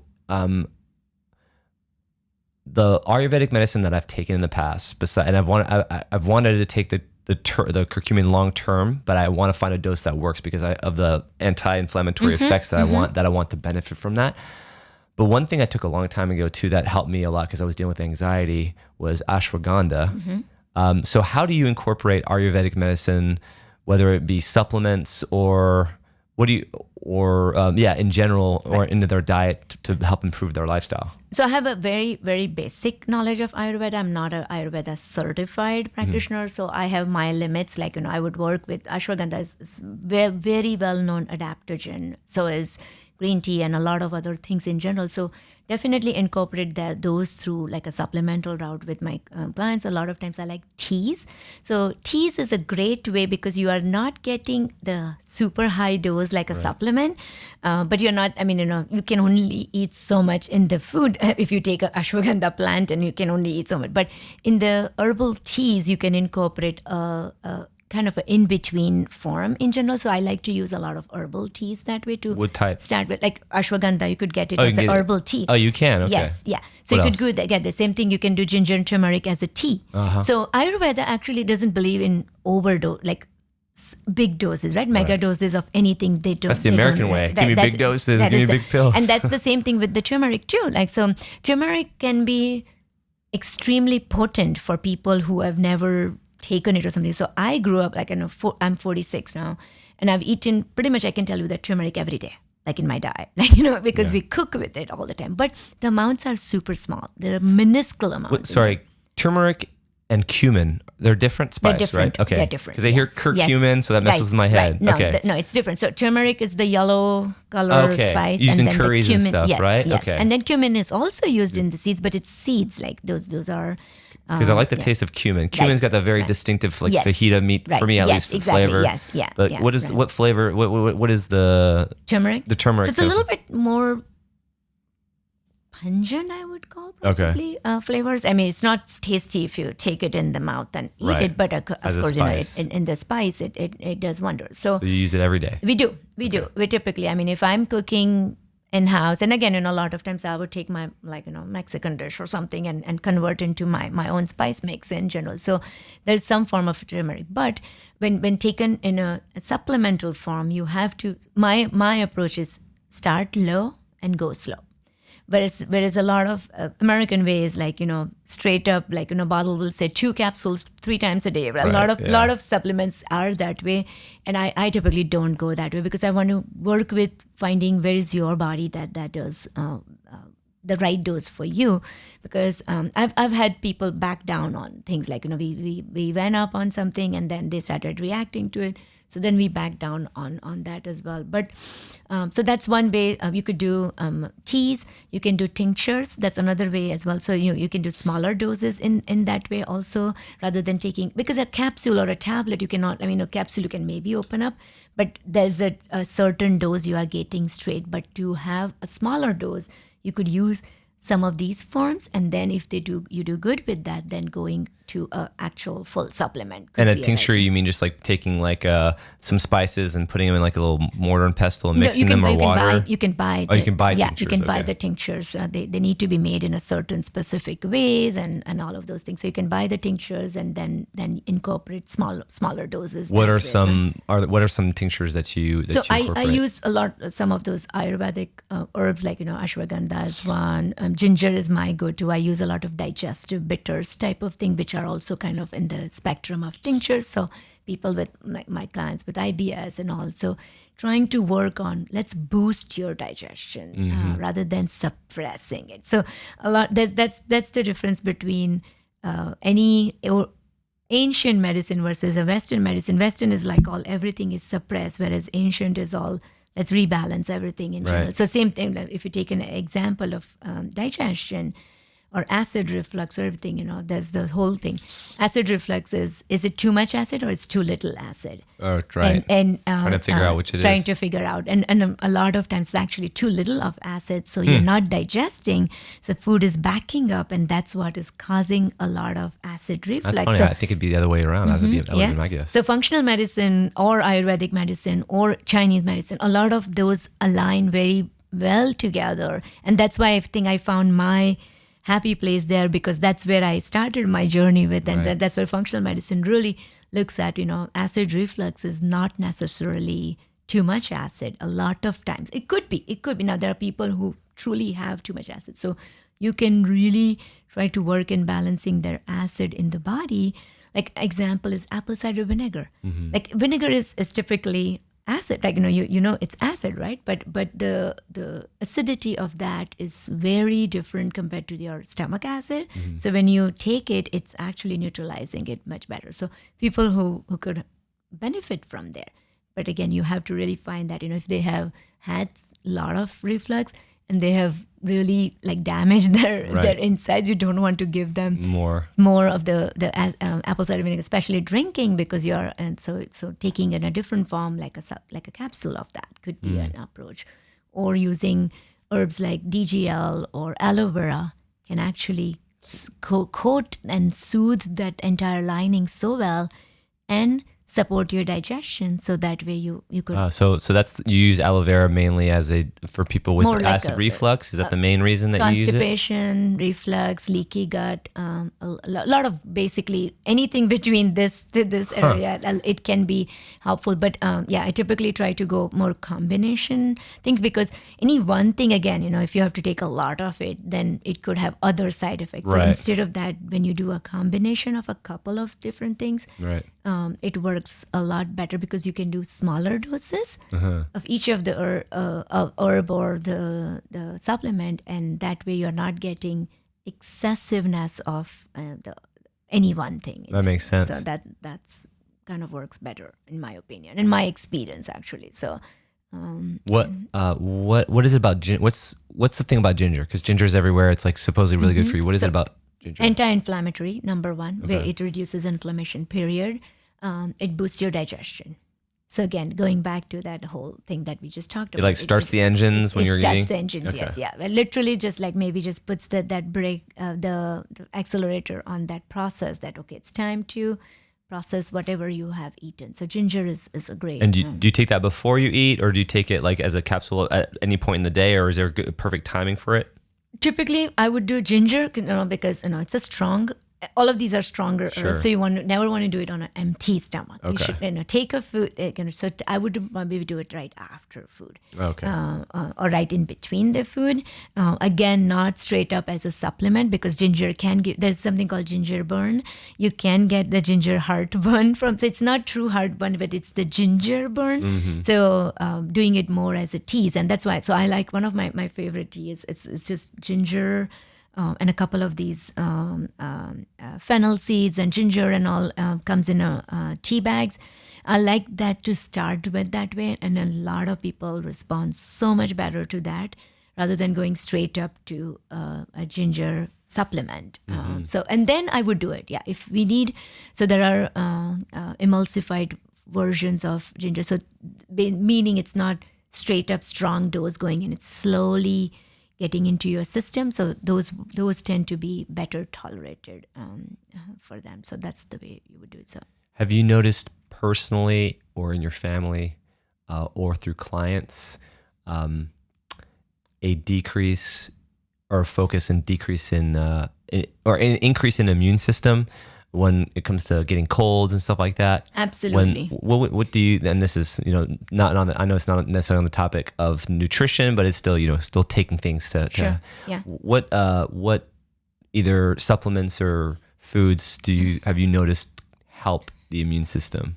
So a few things. I mean, flu season, we are up on the the season right there. So a few things that we really start working on is going to be holy basil is one of the holy basil. So it's basically the same basil family, but you could it has a lot more medicinal immune support. So there is. Does it taste like regular basil? Mm-hmm, yeah, pretty similar to that. So holy basil is one of my go-to for prevention perspective. And you cook with that. You could cook with that. You could. Tea, again, I would probably put it as more like a herbal tea kind of thing. Together, that would be good. Or you can just take leaves of it and eat it, which may not be the best tasting for people who don't like that taste in general, but you could do that. Ginger and holy basil combination works great for making herbal teas. Yeah. So that's there's also lots of studies on holy basil. Actually, is the immune balancers like TH1 and TH2. It supports both. So it balances your immune system really well. So that's those are two things that I typically go to in general. There's a supplement called NAC, N-acetylcysteine, which is NAC. NAC. Okay. That has been also, so NAC is a very good antioxidant in general. So that boosts certain enzymes called glutathione in your bodies, which is again plays a big role into that whole immune detox mechanism. So that tends to be one of our go-to as well when it comes to that flu season. We have kind of a little bit of prep, so we would do that one. Vitamin C.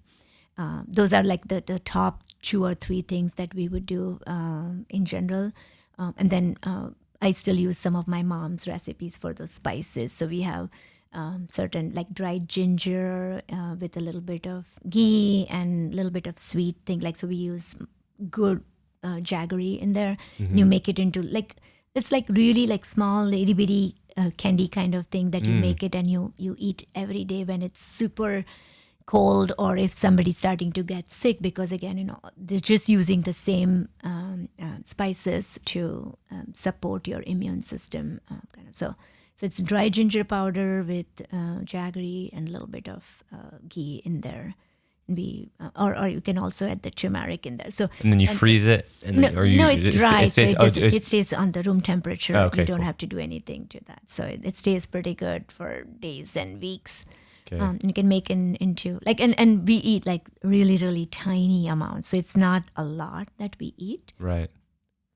Yeah, I'm taking notes because I usually when I feel like something's coming up or I've been around kids that are sick, I'm around students all the time and they're all, you are. Yeah, you are. Your immune system would be actually very strong after the cold. Yeah, exactly. So I'm trying to prep myself, and usually my go-tos are so right now zinc is my big go-to. Yes. I'm sorry. I didn't mention that. Yeah, you're right. Zinc is great. But I haven't tried, ginger or I don't know if turmeric, would turmeric play a role? Is it more the anti-inflammatory? It's anti-inflammatory more so than the prevention. And one thing that's helped a lot in the past, but the taste is god awful, is it's very concentrated. Oregano oil. Oregano oil is what it's called. Oh yes, that works. But it's like I put like one drop and it's like she's like it smells like right. I feel like I just ate a oregano pizza. But those are some great ones, and the teas are a great suggestion because I feel like I like drinking teas, and for me, regardless of I don't know what it is, whenever I drink tea, it calms me. I don't know what it is. It just kind of like and it's different than when I'm drinking coffee. Yes. I don't drink coffee right now, by the way. I quit coffee, but it's a different kind of thing. I don't know why it is. I mean, any tea, so herbal teas will be, of course, there's even no caffeine, but even if it was a regular tea, or green tea or anything like that, because, it has caffeine, but it also has L-theanine in it, which balances out. So there's no that rush or jittery. Like green tea? Okay. Yeah.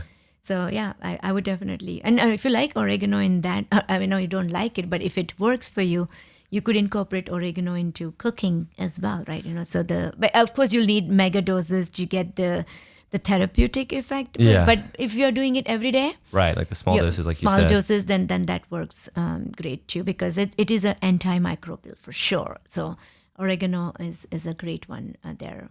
Yeah, the thing about a lot of Indian cuisine is that it incorporates the Ayurvedic like foods and medicine because they're very similar into the cooking.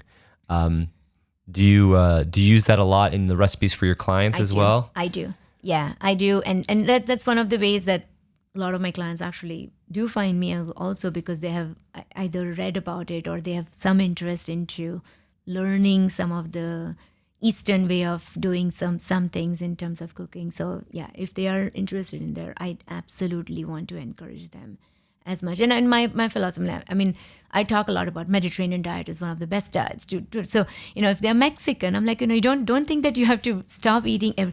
Let's make your diet, like incorporate marry the two. Right, exactly. Yeah. Because you can't forget who you are.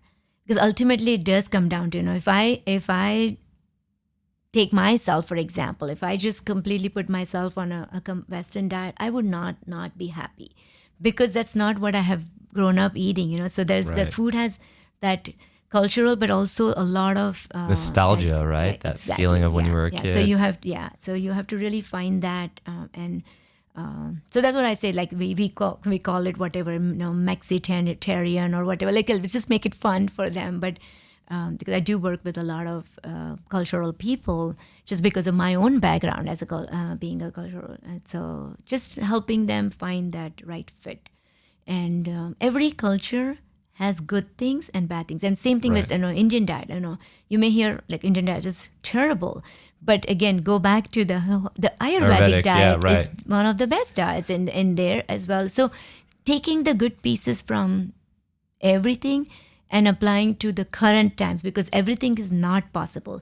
Well, the standard American diet is pretty much the worst one. Yes, that's true. When there's foods in there that you can use that are good. Right. The only thing that I've seen from Indian diets that I question is the dairy content in a lot of things. But yes.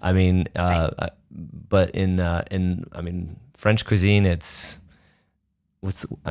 French cuisine is super heavy. That's what I love, But I think that the standard American diet, nothing can touch that as far as how bad it is. Right, and then Indian cooking, I think the way the restaurant eating that you eat, like they use a lot of cream and all. When you eat it like home, we don't use, like I don't use cream in any of my recipes. There is a milk component, because Ayurveda does believe that milk has a lot of healing properties and all of those things. So there's the milk component, but there's no. I think over here when you go to restaurants, it's so they're trying to please the American palate by cutting down that spices. The way they do that is by adding the cream in there to kind of like make it more mouth feel of not very spicy kind of thing. So it's not the true way of doing the Indian cooking. It's like if you look at any type of like the North India to South India is very different food. Yeah, very different. But anywhere there's not as much use of the creams or the dairy in general. Yeah, there's yogurt, straight up yogurt in there. But again, then there's this whole A1 versus A2 protein and in the dairy, and we know that most of the Western dairy is all A1 protein, which is one of the big contributor towards the whole inflammation, gut inflammation, and all of versus right. I mean, me with French, when I go to France, first of all, when you buy milk in France, it's like it's different, right? It's on the shelf. It's not in the fridge. Yeah. And my body reacts completely different to it. Yes, absolutely. So. Right. Yeah, so then A2 protein. I mean, also if you really look at those, there's a lot of countries are working on it. Like Brazil is one of the ones that I read last time. They're working on changing their entire herd back to A2 because originally I never heard of this. Yeah. Originally, all mammal milk is A2, and that's what if you really go back to the human milk or mother's milk is best for the child, and starting from that philosophy. Because of a lot of genetic mutations the cows have undergone, that's why the protein structure has changed from A2 to A1. But that's why a lot of people react to dairy adversely as they do, but they'll do okay with goat's milk. Right. Or they'll do okay with the sheep milk because that's still all A2. And if you go to India, like Indian cows are the highest A2 proportions in the protein. 99 point some % of A2 protein in Indian cows versus, but again, there's definitely the way we have mishandled that entire dairy industry is probably. Do you find A2 here in the States? You do. You do. Yes. So you can find milk, you can find maybe yogurt, but no cheeses yet. And where do you find that? Most grocery stores have it now. It's just they label it as A2. So if it's labeled A2, then it's then But if it's not, yeah, because I've had issues with milk just recently because I cut it out and then I introduced it. And I was like, I would get more like just phlegm and mucus. Yes, it can be. So milk can be more kind of mucus producing for some people. So it may not be the best one for you, but if it is that we want to do it, then I would definitely look at A2 or goat's milk or different sources. Just like in France, you can do dairy. Does it cause the It's been a long time, so it's been a long time. So you don't know that, so I wouldn't know. It's a similar that same thing with the gluten and when we went to Italy, we were eating pasta every day over there. Yeah, I prefer not to eat gluten when I'm here, right. Or if I do it, I try to look for better sources of gluten, which are not. Number one, the whole modern wheat. Number two is that there's also that chemicals that are allowed here, like you said earlier, that are not allowed in Europe. France is very, very stringent about what people have in their foods. And I'm pretty sure everything has to be organic or close to it, from my understanding, and definitely no genetic modification. Like anything Monsanto, anything like that is illegal. I mean, that's a huge one, right? I mean, look at the whole glyphosate. It's allowed in US and I believe in Canada does that, right before the crop is harvested. Yeah. The crops are desiccated with all those things in there. So and then corn we eat that, we put that in our bodies. It's crazy. So, I can't believe, I mean, and I think it helps keep crop alive, but I don't think it's necessary. I think with a lot of different, with nitrogen fertilizers and the way we can help grow foods, like we can grow foods without the need to put these pesticides on. I think the biggest reason GMOs came in, increased yield, and honestly, that hasn't been the case. That the yield hasn't really changed. Right, it's been the nitrogen fertilizer has done more for yield than anything else, and you don't need those pesticides. So Cool. Yeah. Well, all right. Well, thanks so much for coming. I appreciate the time. Absolutely. I appreciate having me here. I enjoyed chatting with you. And Yeah. I know we can keep going. I think there's just like so much more that we can continue to talk. But thank you. Thank you for having me. Thanks a lot. Absolutely. Yeah. Okay. All right.